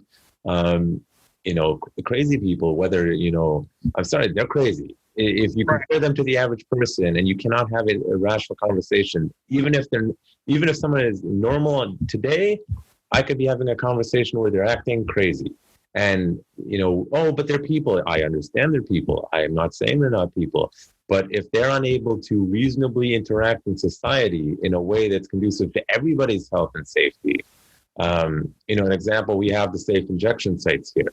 And are you familiar with that at all, actually? Yes. Yeah. Yes. So I don't have a problem with the concept of a safe injection site. What the problem is becoming now is they leave their needles everywhere outside the safe injection site. They're starting to allow them to go into close to school zones. And they're like, oh, hold on a second. We legalized marijuana, and you had a rule that the marijuana stores cannot be within X amount of place of the school zones, but you're going to put a safe injection site right up the block from what is wrong with you people? And this is where I think on the right, the whole safe injection sites are stupid. Well, research says otherwise, but it's the implementation of how you do it that is the problem, right? And because what they'll do is they'll always put it where the drug addicts are hanging out. Well, first of all, society doesn't want them there. Nobody wants them there. Here, they actually keep kicking them out of the parks, and they just go camp somewhere else. And then it's a legal battle again, and it's just in and out of the courts constantly. And it's at some point, it's okay, you know what? You want to go do your drugs. You have personal issues. I understand. Maybe it's time for not prisons, for sure not, but supervised communities for people who just don't want to play or they need help, right?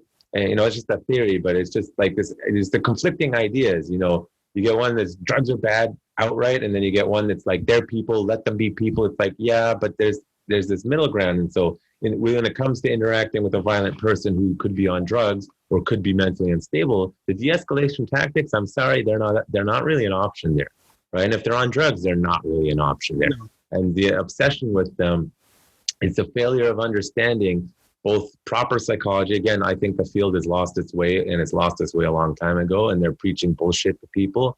You got people Criminals obviously don't like laws because they're breaking it, so they don't like it, right? And then you got people who are like, oh, what? But they're humans. We don't want to do that. And nobody's actually coming up with that middle ground solution, which is recognizing when a person's unstable, you can't reason with them unless you're someone they trust.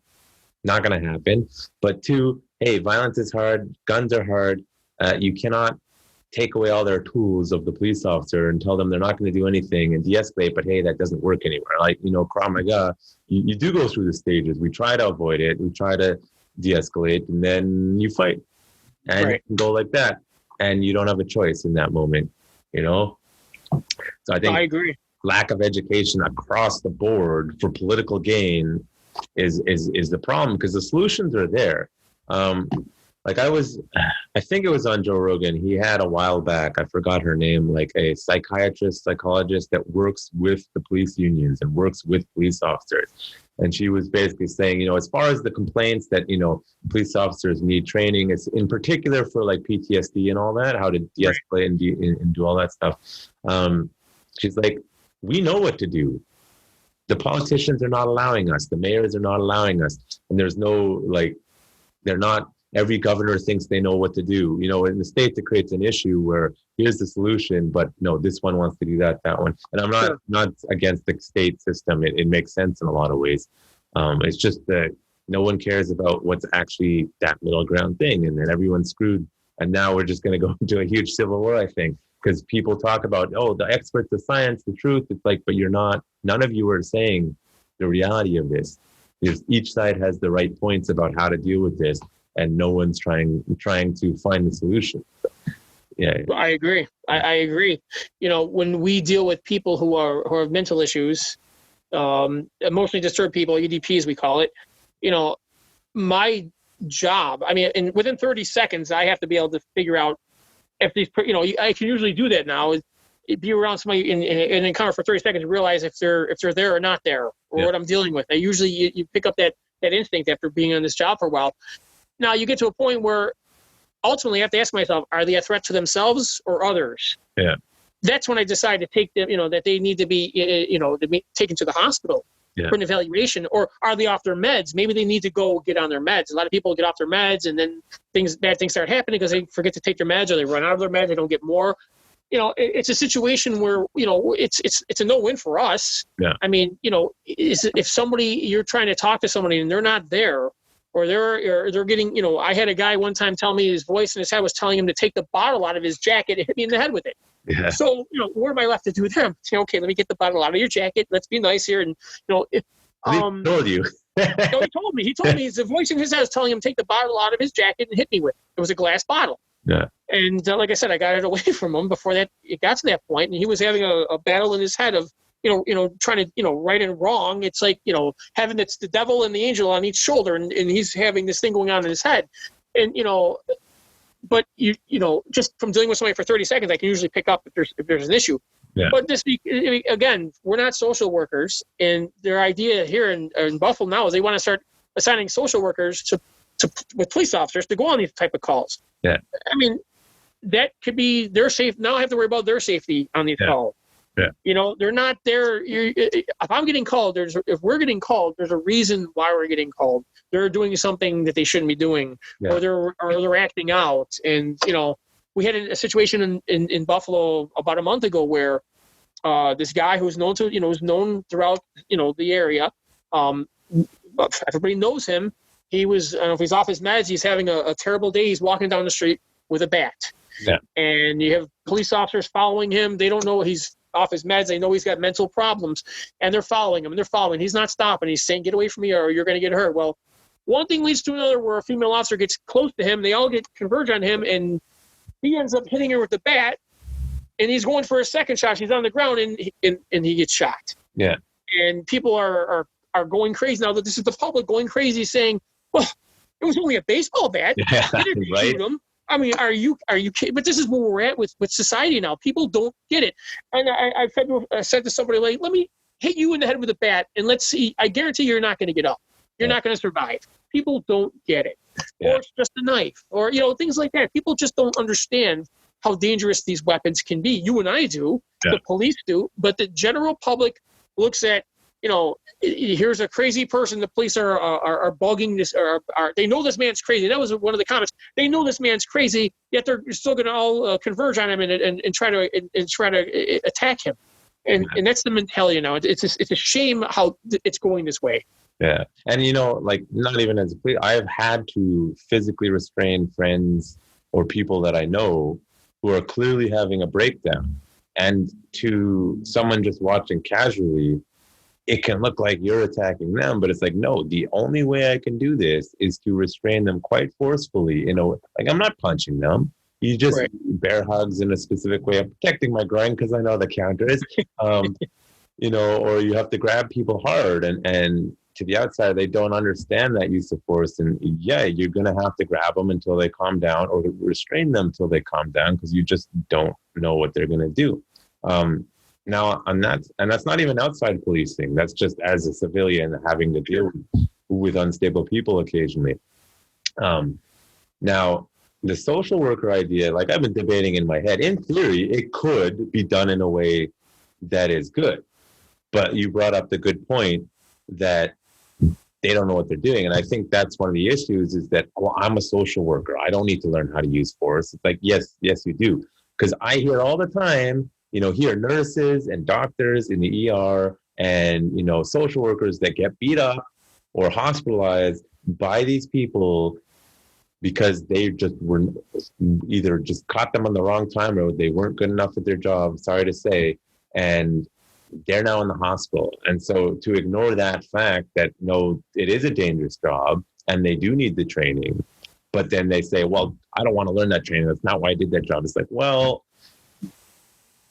how are you going to manage then? Really? I think what you'll find is if they do implement some of that a lot of people are going to get hurt, but eventually it might wake up to the reality of this. And then it's going to go sideways first, always, if they don't plan it out properly and listen to people, because they should get use of force training. Like, I've been asked multiple times, like nurses and, bus drivers, like, hey, can you teach me self-defense? I'm like, well, I can, but what's your use of force policy at work? Because I know what it's going to say. And they're like, can't do this, can't do that, can't do that. I'm like, I can't teach you anything. Sorry. And they get so angry. They're like, what do you mean? Like, I'm like, use of force is use of force. And I believe you have the right to defend yourself. Society and the law says you don't. What do you want me to do? I can teach you. You're probably going to get fired for it. And it's just like, nobody, again, is understanding that, as you're saying. Like, if they do, like, I think it would be a good idea to have those attached people, but they should also be people who understand how the police force works. They should also understand use of force. Yeah, they should heavily be trained in psychiatric care. That should be the primary focus of but they need to learn that other stuff. And if they don't, it is going to be a recipe for disaster. But, the psych field, as I said, is delusional right now about how to execute a lot of this stuff. It's often la la land. And they just need to be punched in the face once or twice, I think. It's just a thought experiment, Yeah, years ago, when I first started policing, when I was with the housing unit, we had a nurse, a social worker nurse, who would come out, had different clients that we would deal with who had mental issues, and she would actually make it worse. Yeah. We'd have these people calm down, and she'd show up on scene and she'd rile them back up again. It's like, what are you doing? Yeah. And that's not what we want. We had a couple people who were notorious for showing up on the scene after the fact, and after everything's calmed down, the ambulance is on the way or whatever, and they're just making things worse. So, well, that actually brings up a very good point. So there's a theory that the RCMP tried out that's total garbage. There were studies that, it's not untrue, but how they implemented it, again, total disaster in my opinion, is that a victim, so let's say you call the police that was just assaulted, the first RCMP officer to show up, guess what? That's their case now. Because they said, well, the victim associates best with the first person of contact. So what you're explaining is probably based on that principle. As soon as that new person shows up late, it's going to aggravate the situation. So they need to come with you in the first point of contact for it to be reasonably effective. However, in our case, what ended up happening is I'm the victim. I'm stressed out. I want to talk to someone. I want to call that RCMP officer. Can't get a hold of them. You don't call them, they call you. Now their whole system is screwed everything up. Now you got the RCMP working 16, 18-hour days sometimes because there was the last call of the day, boom, new case. And, I'll knock the police unions here is they like their overtimes. Me saying as a citizen, fuck you, because you're overworked, you're not going to be thinking properly. And this whole victim approach is bullshit because they're realizing that it was a problem. But like I, as a teenager, had a similar situation where I'm like, they were treating me like a criminal. I'm like, dude, I got assaulted, like bear mace, basically. And it just, luckily there was a female cop there who like, ooh, like, calm down. But she was there with the other guy. But it's again, poor execution of good ideas that destroys everything, you know? Sure. Sure. Yeah. Listen, anyone can have a bad day in any occupation. So, I mean, you don't know what's going on with somebody when they, sometimes people are having bad days. And unfortunately, in our situation where if you're having a bad day, somebody else is going to could end up having a bad day too. Yeah. You know what I'm saying? So, I mean, like the situation you just gave. Yeah. And I think on that note, it's actually fair to say that in most cases, if police officers are enduring the stress day in, day out to a level that most people are going to go crazy because they haven't adjusted to it, you could make the argument that perhaps a lot of police officers actually have very good mental resilience in many ways, right? Because they're dealing with stuff day in, day out. So for you, 23 years, was it? Mm-hmm. Yeah, I'm sure there's tons of washed out people who can't handle it. And yeah, they shouldn't be on the force at all. But if you think about it, to deal with that day in, day out, then deal with your family, there is a high rate of alcoholism in a lot of police forces, which is a problem. But that is their coping mechanism, unfortunately. But there is that mental resilience. If I take the average person off the street and make them do the job, they're going to fall apart real fast. And anytime I've seen that studies done, to shoot or not to shoot, those simulations, people just like, oh my God, like I didn't realize how difficult it is to make the right decision. It's like, no shit. You can go into, I'll use a story from the past. Some years ago, maybe about 10 years ago, I was on patrol, driving down one of our main streets, and I heard a pop, like almost like a balloon pop. Yeah. To my towards my passenger side door. It's summertime, the windows were open, and I just happened to look over, and there's a crowd of people on the side street, and it was a shooting. Yeah. And I pulled down the street. I got people waving at me. I've got a guy who's, as I remember now, he's got his blood all over his shoulder. I've got a guy running away. I've got people screaming at all this going on all at once. I have to make a split decision now. What is going on here? And as you look back later and I replay in my mind, it's like everything's happening at once. You have to make a decision. Who's got the gun? Who's been shot? Who's running away? You know what I'm saying? And you have people pointing, yelling, screaming. It's something that you can't, sometimes it's, the normal person can't do that. Yeah. And you're trying to process 50 things at once, and it's in your life on the line at that point too, because someone's just been shot and they could be shooting at you next, showing up on scene. Yeah. Long story short, there was one person shot in the shoulder, the other guy's running away, he's got the gun, I run after him, and finally catch him, find where he dumped the gun. But when you're pulling up to a situation and it's so chaotic like that, I mean, anybody, you have to make split decisions and split second decisions. It's not the easiest thing in the world to do. No, and I learned this lesson in the military is, a lot of the people who get, what is the saying? The best peacetime soldiers are the worst wartime soldiers, and the best wartime soldiers are the worst peacetime soldiers. Absolutely. Like one of Canada's, he recently passed away, one of the highest awarded guys in World War II, Smokey Smith. He charged a German tank battalion took them all out by himself. Like a tank and a whole bunch or something like that. He got demoted twice in peacetime. And I noticed in the military, these guys who were quick up for promotion, when stuff got tough, they didn't do so well. And then the guys were just kind of like, eh. And so I say to my students, or anybody, you don't know how you're going to handle stress until you've handled it. And right. I guarantee a lot of you are lying about how well you handled it, because I've seen people just fall apart. And I don't know why. It makes no sense. I happen under real stress, happen to be one of these people that's just boom, everything is clear. Here's what we got to do. This is what we're doing. That's your training as well, though, too. Even before that, it actually, I have very little explanation as to why that is. I grew up in a pretty good home. No violence, no drug or alcohol issues, like nothing like that. I was a pretty good kid. I think some people just have it and some people can learn it.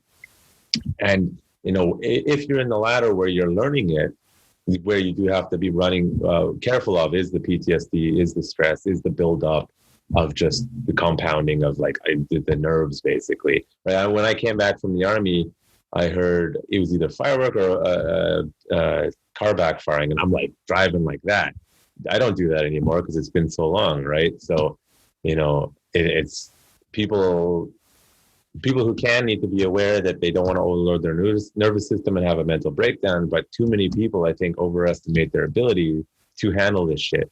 I've seen it. They just fall apart. I'm like, crap, I wanted to go home and drink a beer. Now I got to deal with this because they can't handle it. Like, I usually give people the benefit of the doubt, but I've had to step in on a lot of situations where it's like, well, it's clearly you're full of shit and I'm going to save you from yourself or whatever. Obviously not to the extent that you have.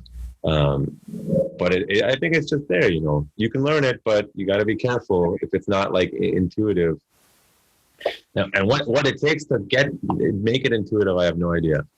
Like, some cultures they say they handle it, but no, if we actually looked at their culture, I guarantee you'd find the same thing. You got your warriors, you got your non-warriors, and it's hard to tell. So I think, again, the best thing you can do is prepare realistically, objectively, and educate people to the best as you can. Like, one thing, do you know who David Goggins is, actually? I know the name. Refresh my memory. Yeah, he's that Navy SEAL who runs the ultra marathon. Yeah. And he pushes, all to him. He's a great inspiration. But man, if a lot of people who look up to you try to do what you do, they're gonna die. Right. So a lot of people overestimate, and he's had a heart attack during a marathon. He's a little nut. His book's great motivational person, like get up and do shit. But I think people, the whole, like, you can push yourself past your limits. Yeah, you can to a point. And you kind of I teach my students, like, you have to know what your limits are. Now, what the special force saying that most people are only at the 30% is true, especially nowadays, because they've never pushed themselves. Right. I know I would never make it into special forces. Like, I can barely do, like, in the Israeli, the test at the time. I'm actually probably more capable of it now because I'm in better shape. But I know, like, that stuff, like what my friends could do in Black Ops, I would die. Like, I would die. And I have no delusions about my physical capabilities. And that's really what I like to teach is you need to know your limits. You have to. Some of you are going to have higher limits than other people. The Krav Maga mentality, always fight through. Absolutely. Don't give up. Keep fighting. Be aggressive. But if you're that little shitty kid that just, I'm a tough guy, I do Krav Maga, and it's like, dude, there's a 200-pound guy who works out every day and can fight. I'm sorry. Your Krav Maga is going to probably get you in trouble. Right. And the same goes for, a lot of people who want to be cops and then they actually do it and then they overestimate what they're capable of. And the public too have completed, as we've discussed, have zero knowledge. What are your thoughts on that, kind of like the limits, knowing your limits, training past your limits? Because, it's a double-edged sword, I think. Oh, it definitely is. I think anyone who gets into policing, I mean, obviously the majority of people I know have got into it because they, obviously want to serve a community and, it's not a bad, it wasn't a bad job not too long ago, but, I mean, are there people out there who become police officers that probably shouldn't be police officers? Of course. Like anything else in life, you have people out there like that. Now, it doesn't mean these people are the same people who go out there and want to be malicious and want to, go and go after certain groups of people, or they're hateful. Some people are just more geared for the job than others. Yeah. And like I said, I mean, on some of my calls, like I said, in all my years, I've never worried about somebody overdoing it. I've always worried about some people underdoing it, not doing enough, not having my back, not being left hanging out to dry because they don't have the same mentality as I have or the same capabilities in a situation, in a life and death situation. You know what I mean? They're not trained the way we train with Krav, or or do their own training on their own. You know what I mean? Just being proficient with the job. Yeah. And I've always felt like I have to stay in shape for this job. These kids are getting bigger and stronger and faster, and I'm not getting any younger. Yeah. So I always wanted to be in shape to be able to be able to go home at night. Yeah. You know what I mean? And but not everyone shares those same that's the same mentality. Some people, it's just the job. Yeah. And you know what? And they're lucky enough, a lot of them, not to have to encounter some bad things in their careers. And there's police officers like that out there who, just get lucky and they're not involved with some, life and death situations, or they work in a department that's quieter. There's not a lot going on. It can happen anywhere, but a lot of different suburban departments, maybe, you're not having the same issues that go on in the inner cities. Yeah. So. But like I said, the job isn't for everyone. That's for sure. Not everyone can be a police officer. Some people don't have the capabilities of articulation, or of de-escalation, or being able to talk to people. Half of our job is half our job is communication. Yeah. I can talk to somebody. I feel like I can talk most people down if they're angry or upset, or whatever it may be. You use your communication skills to calm situations down. Not everything's gonna be a fight. I don't want it to be a fight. Like I said before, I get paid the same either way, whether it's easy or hard. I take easy all day. Yeah. Some people just want to vent, and you just have to sometimes listen. I mean, you're a little of everything. You're a social worker. You're a shoulder to cry on. You're a little of everything to people. And I think people have forgotten that about police officers. They just look at, they see the incidents on TV where someone's getting shot and not knowing the whole situation and jumping to conclusions about everything. I mean, it's become ridiculous. Yeah. It just makes we're all a bunch of goons, racist goons who are out there with, pitchforks and burning crosses, which is, it's nowhere near being reality. Like I said, I've been a police officer this long. I can, on my hand, probably count a few people I thought to myself, they definitely shouldn't have the job because they could be a problem. Yeah. But nothing done in front of me, but just maybe attitudes. Yeah. You know what I mean? And then people say, well, they're doing things, you should stop it. Well, me personally, no one's ever done anything in my presence that I would say, cut the shit, or that I'm not going to stand for that. Again, on my calls with some of my guys, we've talked afterwards about the call, like, what could we have done differently? How could we have handled things differently? I've always, after a call, in my head, did I handle that right? Did I say the right things? Could I have said this differently? Was I being completely safe? Did I notice this person walking up to the side of me quick enough? You always replay things in your head, what you could do differently to improve. And I used to watch cops on TV, and I couldn't enjoy it. I'd have to critique everything that goes on in there, because this is what you do. I could have done it that way, or he should have said this, or he should have done that, or you do that. You just, because you want to become more proficient and more safe, and do a better job. And that's the way I've always felt about the job. You know what I mean? Yeah, actually, actually, I just thought of this. Like, yeah, cops is basically canceled now because of the culture, but it's ridiculous. Now that a lot of people have body cams, like police officers, bring it back internally, because what you just said is actually a really like you would watch a fight. You're watching the fights, watching their videos. Like, have the videos available. I mean, I know there's some protectionism at the higher level, but we can watch our body cams. We can watch incidents in our body cam. We can't delete them. Yeah. But, and I've done that. I've watched incidents back on the body cam, to see what to just watch what happened, to see how everything went around me. Just to, like I said, you try to critique yourself because you want to be better. You want to be safer. You want to be smarter. And there's absolutely nothing wrong with that. Me personally, when we first talked about getting body cams, I think my department was one of the first around this area to have them. Yeah. My biggest fear was it being on while I'm on the phone with my wife, or on a personal call in the car, and that they can hear, they can watch this back and hear what I'm saying. Or if a certain lieutenant got on the radio and said something, you get that fucking asshole. And if the body cam is on, that was my biggest fear, not actually having on during calls. No, it's a great tool to have, because it can get you out of trouble. And like I said, and you can refer back to that. And, if an incident happened, you see exactly what happened. Maybe you missed something. Yeah. No, it totally makes sense. Before I forget, do you have a heart out at all? I forgot to ask. I know that my wife, I don't know if you're familiar with Warrior. It's a TV show based on the writings of Bruce Lee. It's coming on in a little while. Me and my wife watch it. It's actually a great show. I was going to actually bring that up. I don't think I've seen it. I don't watch TV anymore. So you know what? It's on Cinemax down here. It's in its second season. Yeah. Shannon Lee, Bruce's daughter, she found some writings he had.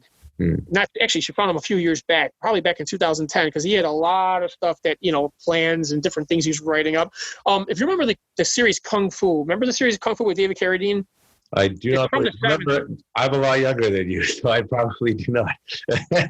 Bruce actually had that idea for the TV series Kung Fu, and they didn't use Bruce in that series because they didn't want to put an Asian in a leading role back in those days, in the early 70s. So they gave it to David Carradine, who David Carradine was an actor and a dancer. He was not a martial artist. And anyways, this story is a lot like that, where this Chinese guy comes to America during the 1870s, during the Chinese immigration in this country when they were building the railroads, and he gets hooked up into a Chinese gang in Chinatown in San Francisco, and they're having these wars with other gangs in Chinatown, and it's a fantastic series. Lots of martial arts in it, and the guy who the lead role, he's actually Japanese. He looks a little bit like Bruce. He's got a beard, and he uses a lot of the same techniques Bruce did in his movie. So it's actually it's a good series. It's not just martial arts with no storyline. It's actually got a good storyline and some good martial arts as well. Yeah. So, but that comes out a little later. Yeah. Yeah. Well, speaking of the last martial arts show that I was watching that I thought was really good was Into the Badlands. Have you ever seen that? No. The interesting. It was originally, I think, on AMC on cable, and then it was on Netflix. And it's essentially like, I don't know the exact. It's a future where guns don't exist.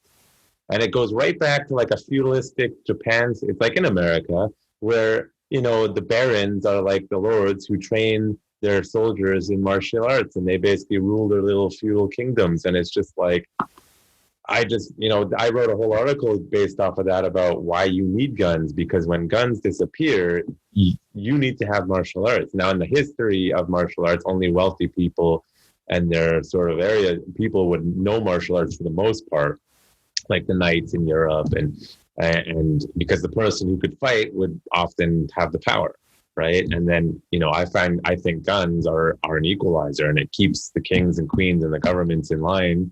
America was kind of founded on that idea, and I kind of think that's true. But that show is just how important martial arts and hand-to-hand combat can be when we do not have these tools anymore. And they had, I think it was like the elite warriors in each one were called like clippers, and this one guy had tattoos on his back for everyone he killed, and he's like 100 kills and stuff. Like, yeah, it's interesting when they can actually do. I mean, it's theatrical, being Krav Maga guy. I'm like, that would never work. But it's hard to actually see good martial arts shows that aren't like totally like insanely ridiculous. Right. I think Tom Cruise has done some roles where he's actually tried to do some pretty like real fight scenes where it's you're in, you're out, they're done. It's not this back and forth nonsense that most of the time is not going to happen on the street. Otherwise, you're in an MMA fight, right? Someone's, right. The Arnis thing. I've told people like the way you beat a lot of Arnis Illustrimo, and not the Grandmaster, they're too fast, but if you change your mind to go for the kill, and that's what you're doing, and you take out I'm not as worried about getting cut or stabbed, you will win more often. And I think a lot of people forget that, because that hesitation, I always tell people hesitation means death, right? Sure. If you're playing life or death, you better be going for that kill. If you're not going for that kill, that's why it always turns into this back and forth stuff, because then it's like, I can take a hit, you can take a hit, I can take, and then eventually someone breaks down.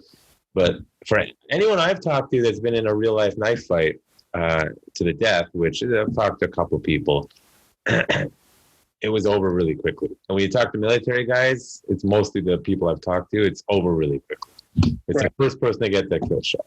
Well, you saw the video back when we had our certification where the guy ran up to the guy out of nowhere while he was standing near the subway, the train tracks. He stabbed him a few times and ran, and the guy hits the ground, and he's dying. It's that quick. Yeah. Oh, yeah, I can do that quick. The Filipinos, I think, will sit there and they'll try to bleed you out. They'll cut you and try to bleed you out and not go for that kill move, the stab that's going to kill you. They're just going to try to slice you and dice you and bleed you out. Yeah. Over a period of time, but you're right. Mostly, and the knife fights on the street are not like that whatsoever. It's frenzied. Yeah. It's just pure aggression, pure frenzy to get those stabs in. Yeah. And then that usually ends it. Yeah. I always remind people the Romans conquered the world understanding that stabbing people will win. right? They came up with the short gladius. They just mostly stabbing motions, go for the kill, done. And also better tactics than a lot of going around the Greek phalanx. Who knew that would work? But the Romans had numbers also. Yeah. The Spartans didn't have numbers. The Romans had tons and tons and tons of soldiers. So that's how they did so well. Yeah, of course. They organized, the marching. At the time, I hate marching in modern armies. It drives me nuts. Are you doing sword and shield or riot control? No. Are you ever going to do it? No. Stop at the marching. Stop. It's the only time it makes sense. Because actually, I don't know if you watched videos from Hong Kong about their riot police. They're cracking down on the protests. I was actually disappointed because I'm like, I would have thought the police there would be super hardcore trained. And here I see them as individuals with the riot shields getting it back and forth. I'm like, I'm disappointed with China. Come on now. Where's your hardcore training? Because that's the actual time it would be necessary. And it was so chaotic. It was ridiculous. It was chaotic. So obviously they weren't properly trained. They've probably just been chilling the whole time. And all of a sudden now, China's a disaster, quite frankly. Yeah. Get censored for saying that. But, it's, what was it? Something got pulled recently. Oh, I was watching, there's a show on Netflix called Away, about the astronauts going to Mars. Did you ever get a chance to see that? No. They kind of do a big fuck you to China in the show by the way they wrote it. I mean, it's international team of astronauts go to Mars, right? You got the American, who's a woman. They're pushing some left-wing ideals. And I'm like, you know what? It's not so bad because the writing's pretty good. So I can tolerate it. But at the end, the Chinese astronaut basically big middle finger to China. No season 2 now. And I'm like, I wonder why. I guarantee you China told them, I swear to God, if Netflix, you do that, we're going to come after you. Right? And now I'm just this nonsense with China and not being able to criticize them even internationally now. Now, it doesn't matter what citizenship you are. If you criticize them outside of China and you're in China, they'll arrest you. They've changed the law. It's that's, and people say, not to get too much back into here, that's never going to happen here. I'm like, it starts off with them taking stuff from you and then it just snowballs, Well, I'll tell you what, now you have your social media networks now censoring people, what they're saying. So depending on what political party you're with. So things are starting to happen here that, censorship. Yeah. Where you can't freely go on these sites anymore and speak your mind if it doesn't go with their standards. Yeah, allegedly one of us changed their name on a certain platform. I know. Yeah, I did. Absolutely. I had to, because you don't want somebody finding you. It's not the hardest thing in the world to type in, someone's name who's a police officer or to any sort of law enforcement or anything at all and find them on Facebook or any other social media platform and figure out, find out who their family is, where they live, anything like that you can find out. It's not the hardest thing in the world to do. So that's why I did change went to my nickname because I'm not going to do that. I'm not going to take that chance where somebody might just, be bored one day or pissed off and remember me and decide to type in my name. 10 years ago, right? Yeah, it could be. Absolutely. You never know. Yeah. You never know. And I've actually run into people I've arrested, at the supermarket. And, it's not a good feeling to run into somebody that you've arrested in a violent arrest and they see you out with your family or, out doing your thing on your own time. It's not a good feeling. Now with the social media, it can make it worse. They can see what your kids look like. They can see what your wife looks like. They can see anything, that's why the good news is I heard a really good point and I hadn't thought about it. I was listening to something and he was saying that, in America, despite the complaints comparatively to other countries, you still relatively have a free market. I mean, it's not a true free market, but you got the separate states and it's still a lot more freedom. And they pointed out that if they keep censoring it, you don't necessarily need the governments to step in. We know if the Democrats get in, they're just going to censor the shit out of it. But what's actually going to happen is it's going to actually open up a new free market, and they're going to naturally lose their monopolies because people are going to say, "I'm out of here." For example, there's a guy named Dave Rubin. Are you familiar with him at all? No. He's a gay married Jew in California that was a diehard liberal his whole life. And he actually went on tour with Jordan Peterson. I hope you know Jordan Peterson. Yes. Yeah.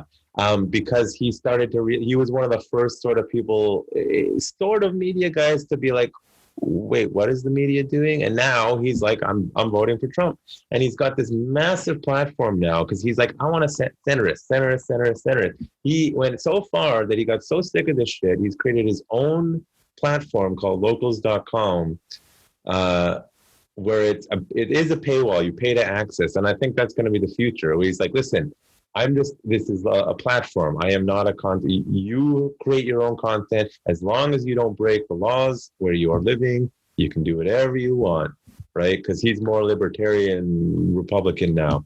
And it's like, this other guy I was listening to is like, basically, he's very smart investor, was basically suggesting that's what's going to happen. And you might not even need the governments to step in, because even though they're acting like a utility now, because that's the market nature of the states, you're gonna get just new opportunities opening up. Then in Europe, they've basically told Facebook, the fuck you're collecting people's private information, not a chance, right? And then Facebook even went so far to threaten Europe, fine, we'll just leave Europe. So as ironically, as senatorial as the governments are in Europe compared to here, they're still like, no, you can't collect private information for personal capital gain, right? So there is, it's just the market's going to open up, and eventually it's going to, these too big to fail. It's a bunch of nonsense. Facebook came out of nowhere. It can just disappear as quickly as it came. Obviously, it's changed the world. Connectivity has changed the world. Now every idiot, unfortunately, has a voice. It's good and bad. But it prevents corruption in one way and changes things for the good. But in the other way, again, every idiot has a voice. Right. There's that one blue-collar comedy, Jeff Ingwell or something, is like, it's the problem with stupid people is they don't know they're stupid. And he had this whole bit a long time ago that stupid people should wear signs. And unfortunately, nowadays, people think having a degree makes you smart. Well, yeah, a long time ago it used to. Not if everyone has degrees, man. Stupid people can get degrees too. So we'll see, because I think it's a battle. I said when Trump got elected, what's really going on globally is a battle of the billionaires, that we didn't even know this war was going on, and they're all fighting it out for like global domination for one way or the other. And we're just their fodder. So we'll who knows where it's going to go though. Yeah. No, with social media, the problem is people will post things. People will speak their mind, their subconscious mind on there, because they know there's not any repercussions. Yeah. So you can sit there and you can say the things that you're thinking that you would not normally never say to someone's face. Yeah. That people know they can get away with it because there's, like I said, there's no repercussions. You're not going to be in front of them to give them a punch in the face for saying it or doing it. I believe that's one of the reasons why you're seeing so much hatred on Facebook. People know or Twitter or there's no repercussions for what people say. Yeah. Well, what was that? Someone was saying, they made a joke. They're like, "Oh my God, I'm seeing a real life Twitter fight in person," as in two people were arguing with each other like they're on Twitter, and it's like, what is going on here? Because I have a love-hate relationship with New York, Manhattan in particular. Like, if I'm there long enough, I'm going to get in fistfights because you're aggressive people out there. And me being, sure. I'm aggressive as a person, but I'm also Canadian. And I'm like, why? I went to Katz's Deli, and I was pretty drunk at the time. And they're just so rude. And I didn't know that might have been their shtick there. But I'm like, as a Canadian, I'm like, what the? Like, are you kidding me? But I think I find it weird that you don't see that more in like New York, where again, violence is a little bit more culturally normed than say on the West Coast, and yet it's still like getting out of control. Even still, it's mind-boggling to me. Yeah, it's pretty crazy. But anyways, I actually gotta get going soon. Okay. But not too quick. Is anything we didn't talk about that you want to talk about? No, you know what? I just wanted, like I said, I got to give my partner Nick Delapenta a shout out, my partner at Spar, because he's you've met Nick before, and Nick's definitely the backbone of our school. Yeah. The guy is, he's dedicated. Now, obviously, I still have my job, as a police officer, but Nick is fully dedicated to the school and has done a great job. When I first walked in there in 2014, when we first got the building, and I don't know if you met our owner, Bill Long. Bill is we used to take Krav with us at the other school which you were at, where they had this NEARS certification.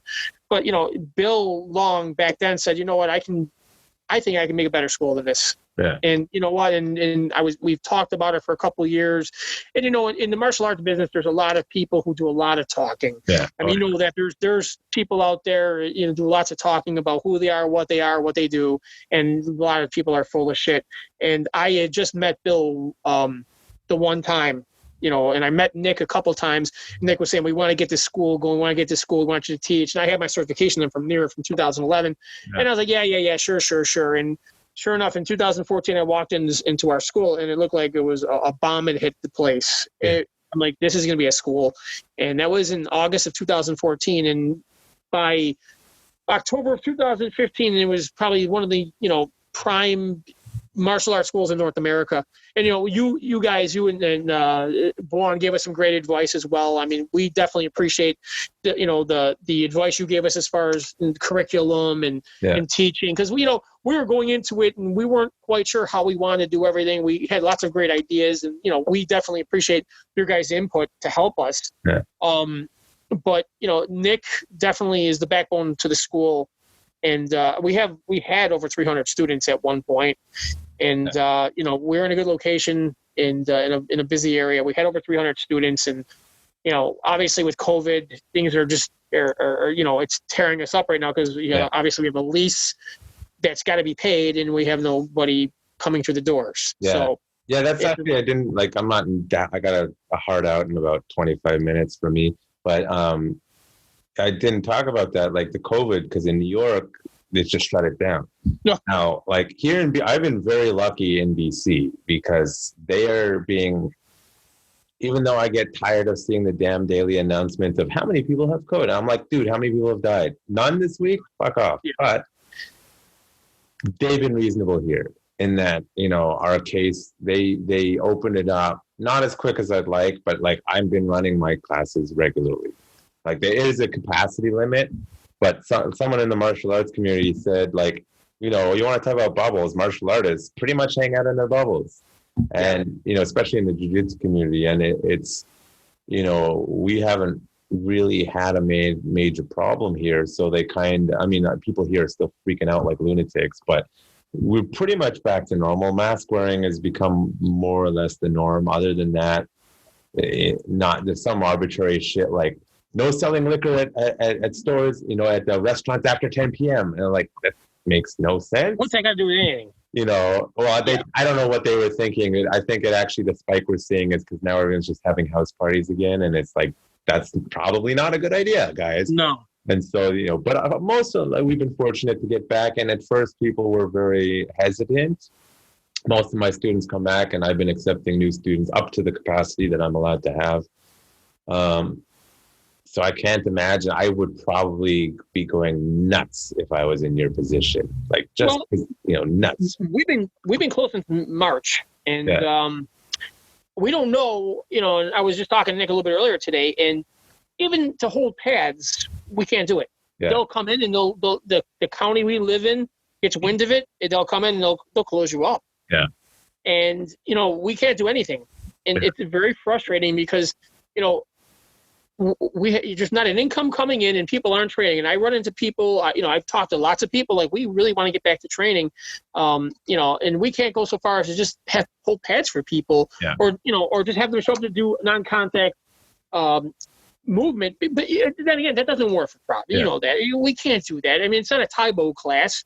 There's got to be physical contact. Yeah. I don't know what's going to happen. It's our governor is nuts. I'm an outsider. I think he's crazy. He is crazy. I mean, example, you can have your restaurant open. You have to wear a mask in the restaurant. When you sit down, you can take the mask off. Yeah. You're safe then. The virus isn't going to get you while you're eating. However, if you get up to go to the bathroom, you got to put the mask back on. And when you leave the restaurant, you have to put the mask back on. Yeah. The virus will not bother you while you have the mask off while you're sitting. However, if you stand, you're in trouble. Yeah. It just doesn't make sense. Well, it doesn't make sense. It's politicized. It's ridiculous. I did. A bar can only be open and serve dinners. So you can't go to a bar and order chicken wings, which is our big delicacy here. This is we invented chicken wings. Don't count as a dinner, or it counts as a snack, and it doesn't. So you can't be open as a bar unless you're serving dinners. Oh yeah. You can't serve chicken wings. It's become outrageous, and with all these rules, it becomes very frustrating because okay, what is really going on here? I mean, and you're not going to let places open, yet you're expecting them to pay their taxes, their business taxes. You're expecting them to pay their rents, their their leases. It's become ridiculous. Yeah. And I don't know what the end is here. If we're waiting for a vaccine, which many people probably aren't going to take anyways, we could be close for over a year into next year, and I don't see where the end comes. Europe is going through a second wave now. I have friends and relatives in Italy, and obviously I don't know if I'm a soccer fan, so I watch Italian soccer, and I know for a fact that most of these players are now testing positive for COVID because they get tested constantly. Yeah. Cristiano Ronaldo is a good example. Everyone knows who Cristiano Ronaldo is. He tested positive for COVID. He's tested positive a couple of times, but he's asymptomatic. Yeah. He has no symptoms whatsoever. So he's isolating, and all these players are isolating and they have those symptoms. Yeah. So it could easily be going around. We could all maybe have it, and we wouldn't know because we're not having symptoms unless we get tested. Oh, probably. And Italy was locked down for over 3 months, over 90 days, where you couldn't leave your houses. You can only leave your houses at certain times to get supplies and to get food. The military and the police are patrolling the streets, and you cannot leave. People are on their balconies dancing, doing their thing, trying to pass the time, but they're in complete and total lockdown for 3 months. Now it's coming back again. Yeah. So when these politicians are pointing fingers like you didn't do enough, you didn't do it, you know what? Italy did everything they could, and look what's happening there. It's happening all over again, a second wave. So Israel on its third lockdown. I don't understand it because I don't understand Israel's mentality. I kind of do. I think it's to do with the religious ideology of life is precious, but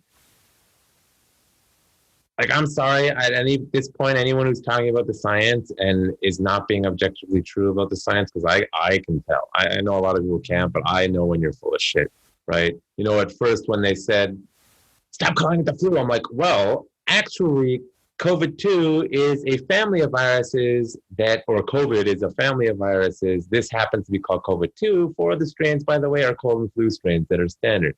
So if you want to call it a cousin of a flu, I guess, but it's going to in some ways be similar, as in they can come out with the vaccine all they want.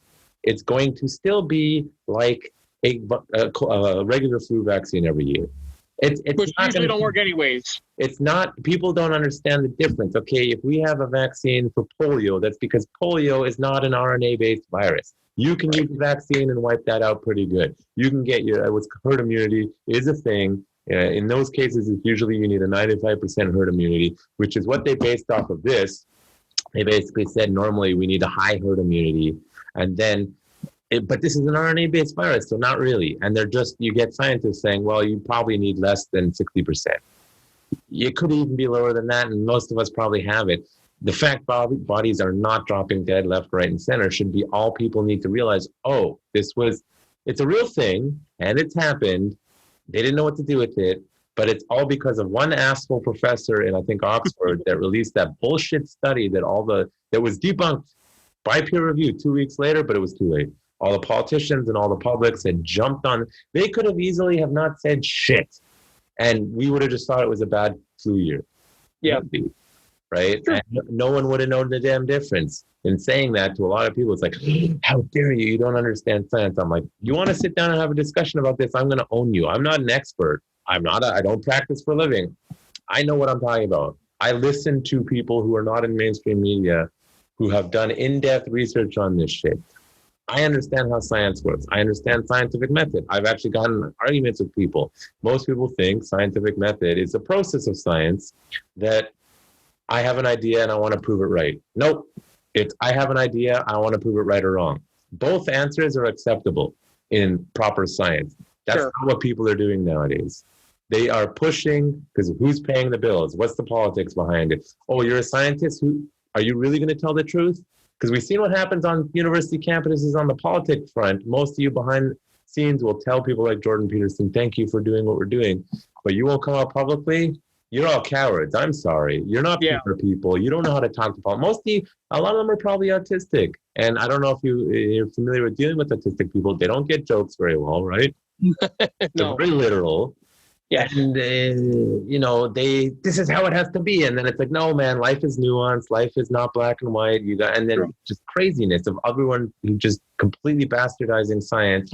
Yes, there is a huge problem with scientific illiteracy across the globe, not just in America, because I talk to people here who don't know shit about science at all, and they think they do, right? And then I also have friends who are very educated, should understand better, and they, get in Facebook arguments, and hey, like, you want to go sit, like pre-COVID, you want to sit down, I'll buy you coffee, let's have a discussion for face to face. Nope. I'm like, I guess you don't really want to have a real discussion then, And to add the icing on the cake on all this, I get a Dr. Mercola, who I follow, who's a naturopath. He's good with diets and anti-cancer prevention, stuff like that. And he wrote a story. I mean, we don't wear masks for the flu during flu season because masks usually don't work. This virus is, I believe it's like 0.03 microns in size. Well, the N95 mask will only catch things to 0.6 microns in size. So this is small enough to penetrate an N95 mask, and it's aerosolized. It's not just droplets. It's in the air. Yeah. So all these masks, people wearing, N95s, bandanas, panties, whatever they want to wear on their face, it's not going to protect them. And listen, if people want to wear masks, that's fine. I'll wear one when I need to, but I really honestly don't believe they work.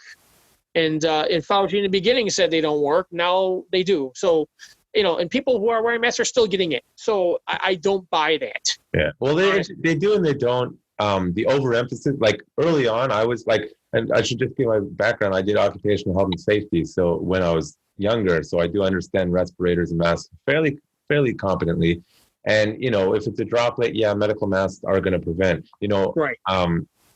Even if they're not 100%, people need to stop with this 100% bullshit. Let's say in the beginning when they were like, don't wear masks, they should have been saying wear masks initially, because if you don't know what the virus is, you should be telling people, hey, take some precaution. I think if you're a vulnerable person and you're going out, it might be a good idea, because it could, even if it's a 10% reduction, that's probably good for you, right? But mandatory mask wearing and people freaking out about it, if you're young and healthy, I don't really see the point with this virus. Now, and I tell everyone, like, okay, if we had like aerosolized, what's the one? The one with the blood that everyone is terrified of. It's in Africa usually. I am blanking. Anyway, if a virus like that went airborne, I'm going to be in a full hazmat suit, okay? Sure. And I'm not leaving my apartment. But understanding the virus, and then I was actually listening, I forgot the guy's name, he's fascinating. He was saying, why don't cancer patients die at an abnormally high rate from this? And it's like it was a curious, and I forgot the podcast, I'll try to, but it's heavy on the science, like really in depth about explaining the reason why people with certain respiratory issues specifically are dropping dead at a disproportional rate is because the connection was these two different things. I forgot what it was. They're on the same medications. These medications do something to the lungs that open up the receptors. And I'm bastardizing this explanation. Because if it's simply a matter of compromised immune system, you should see cancer patients dropping dead left, right, and center. Sure. And they're not. And he was saying, it was people with specific pulmonary issues, and statins is one of the things if you're obese, because statins and this other drug, I forgot what it was, these two groups of people are super high risk because they're on these specific medications which are making COVID-2 more deadly to them. Outside of that, it's mostly people over 70 and 80 who are just, it is what it is. I knew a 100-year-old guy, fit-ish for a 100-year-old guy. He broke his hip, went to the hospital, and what killed him was pneumonia in the hospital. Yes. Had he not gone to the hospital, and he had the money to pay for home care, I guarantee you he would have been fine, and it's this lack of scientific literacy on one end, because if everyone knew what an RNA-based virus means, they'd be like, oh yeah, okay, a vaccine's going to fix the world. I don't think so. No. It's a good thing to have, but it's not going to fix everything. And then on the other side, you get these people who should know better and are in the cult of academia and science. I'm for science, just for anyone who's going, Sure. oh yeah. But I understand where academia is at right now, and they're getting really culty really fast. And there's people on both ends. And if ever, again, that center line, more people need to be scientifically literate. Just because you're a PhD, shut the fuck up, you arrogant prat, because a lot of you make mistakes, and that is science. You know, you have to be able to prove right or wrong, and they're not doing that enough. They go off of one study that was poorly done a lot of the time, and then they run with it, and nobody bothers to check a lot of it. Right. You know, No, I agree. too. But you know, there's these big magazines nowadays. Oh, they've been around forever. Science magazine and Nature magazine were like the gold standard. If you got your study published in these two magazines, you're like it. Like you did your job as a scientist. Sure. But recently, both of those magazines have been infiltrated by crappy studies that were supposed to be peer reviewed, and their response was, it's not our job to check if they're done their study properly. It's like, that's literally what your job. That's literally what peer review is. You ask. That's ridiculous. You know, and so people are arrogant and thinking that they're infallible because they have a PhD. Okay, I know you just dedicated your whole life to something. We learned something new. Everything you knew for the last 20 years is now wrong. You need to update. So those people are not doing that. And then there's the other people who, whether they just don't understand, never learned, don't want to learn, don't understand science, and you got both sides panicking for complete bullshit reasons. And then people like me and you are stuck in the fucking middle. You're like, Absolutely. And I believe there's agendas here. I wonder about these numbers of deaths. You know, there was talk about some of these people who, you know, might have been in a motorcycle accident and went to the hospital and died, but yet whatever they did their testing and they had COVID as well. So they list them as a COVID death. I mean, that's how ridiculous. Yeah. Well, Elon Musk said it best. If you get bitten by a shark and die of a shark bite, and you have COVID, you still died of a shark bite. Yeah. I mean, but it's all, you know, here at least it's become agenda based. Yeah. And lockdowns, I personally don't believe lockdowns work. At this point, it's not. Initially, sure, for a couple of weeks, if it's a new virus, we need to figure this out, fine. Right? If it turns out to be, if bodies are dropping, great, lockdown. Not the case in most situations. It's not appropriate for more than a few weeks. It's not going to do anything. You'd have to lock everyone on the planet in their houses with airtight ventilators for like a year to eliminate a virus like this. So, and it still may not work. Yeah, it's still not going to. See, in the meantime, you've just destroyed everything. So, it's. I mean, you get the fun job of being in the middle of it all in one of the most fun streets. I might, you know, well, we agree. Our side agrees on it's not a very well run state right now, and in a very hated job right now in the middle of this craziness. Can things get worse? Yeah, I mean, really, I honestly can't believe can things get worse. That's just the next question. I don't think it can, honestly. I mean, with everything, the last few months have been just a bizarro world. If you know anything about the Superman series, man, this has been bizarro world where everything's completely backwards. And well, I mean, worst case scenario for America, it's civil war. Like, my hope is if it gets to that, it breaks up civilly. But, you know, I listen to a lot of these intellectual people, and they're like, oh, you're going to fight the government with your guns? Well, we have bombs. And I'm like, hey, you know, half the forces are from Texas, right? You do realize half the special forces are from Texas. Do you honestly believe they're going to go against Texas? I don't think so. Like, these people just don't understand, like, again, the nuances of the reality. The most people in the armed forces in America are en masse. Well, some will. I mean, Hitler did it. Some will. But I think nowadays with the internet and just the state, how it's structured differently, you'll just get saying, you know what? That would be the best of the worst case scenario. Worst case scenario being outright civil war again. But if you actually take, you know, California and New York out of America, it's predominantly a center right place, like on mass, and it seems like it's not because the media centers are in those two places, but that's kind of is. You know, people were saying Florida's going to vote. I see the polls. Florida's going to vote Democrat. I'm like, no, it's not. And it's because you're failing to recognize the Cubans and those groups, that block of Latinos, are not going to vote for anything remotely socialist. Not on a, not for, like, They not left. happening. They left that Cuba Yeah. for a reason. Yeah. So they're not going to vote, and the old people there are not going to vote left.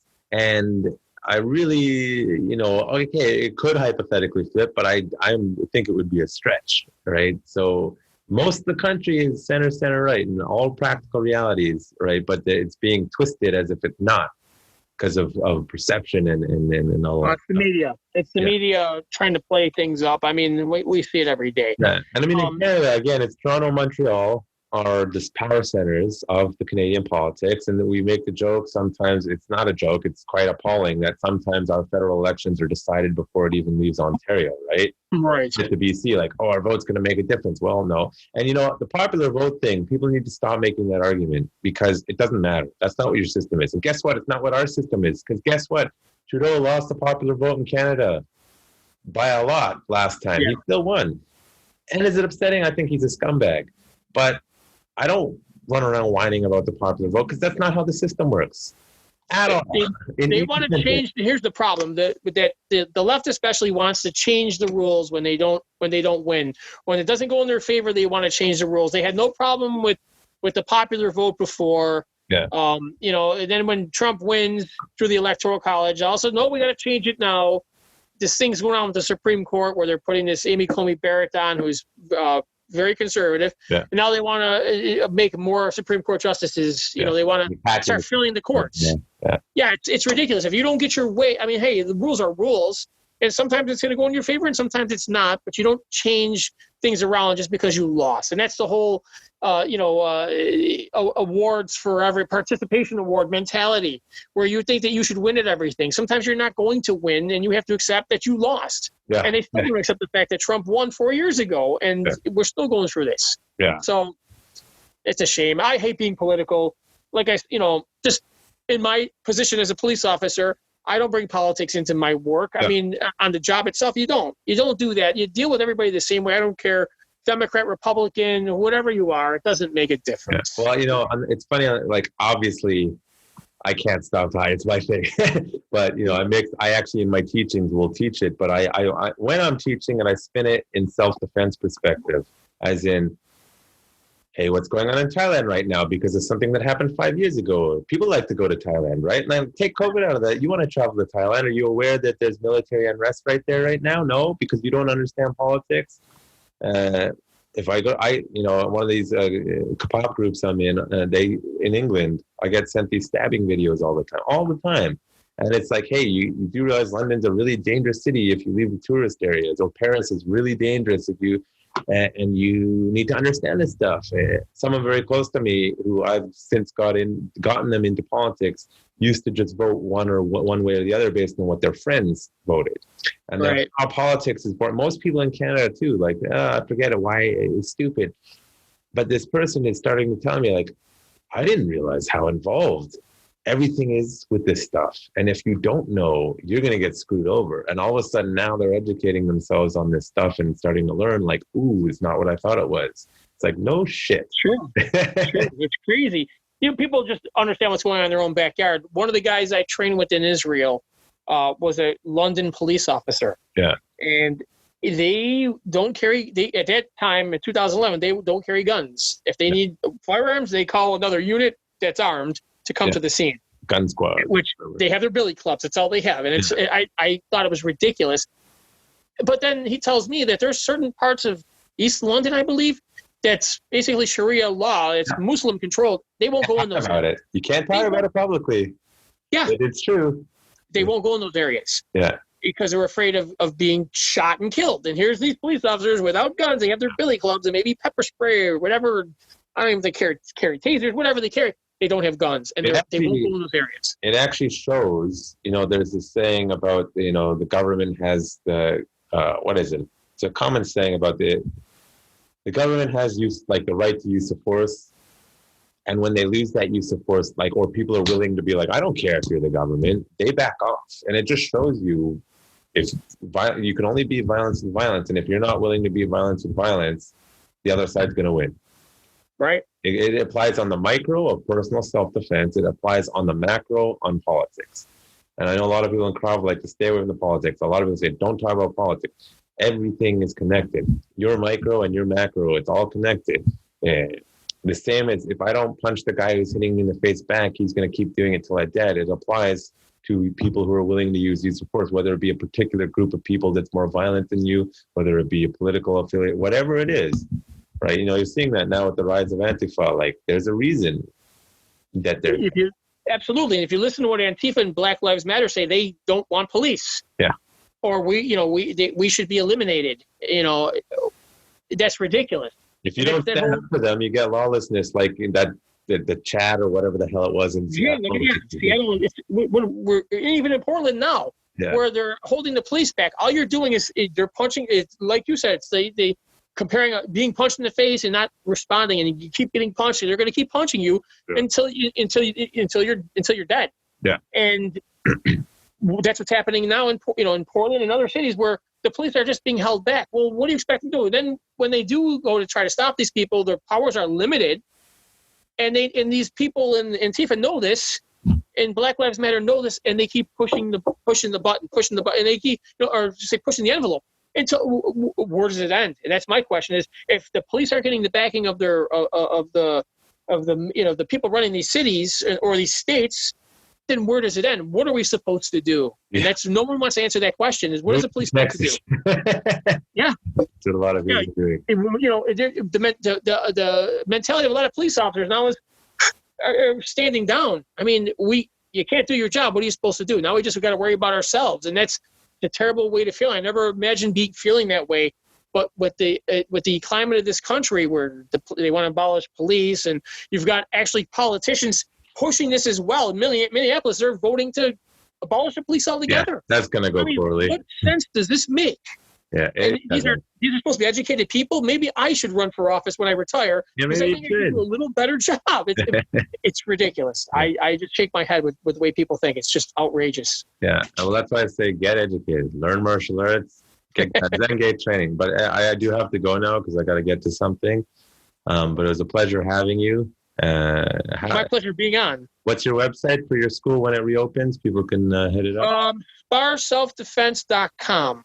And you guys have social media at all, or are you guys? We sure do. We're on Facebook. We're on Instagram. Just type in Spar Self-Defense, and they'll find us. Okay, awesome. Well, I was glad catching up with you. Hopefully, when COVID calms down and New York settles down, I'll be back sometimes. Absolutely. Come on back. Get some wings. Hopefully, we'll get near here as well, and we'll get some chicken wings and get some pizza and wings and watch a Bills game. Oh, for sure. Oh, yeah. Have a good night. Have fun watching Warrior. Thanks, man. Stay safe. Yeah, bye. Take care.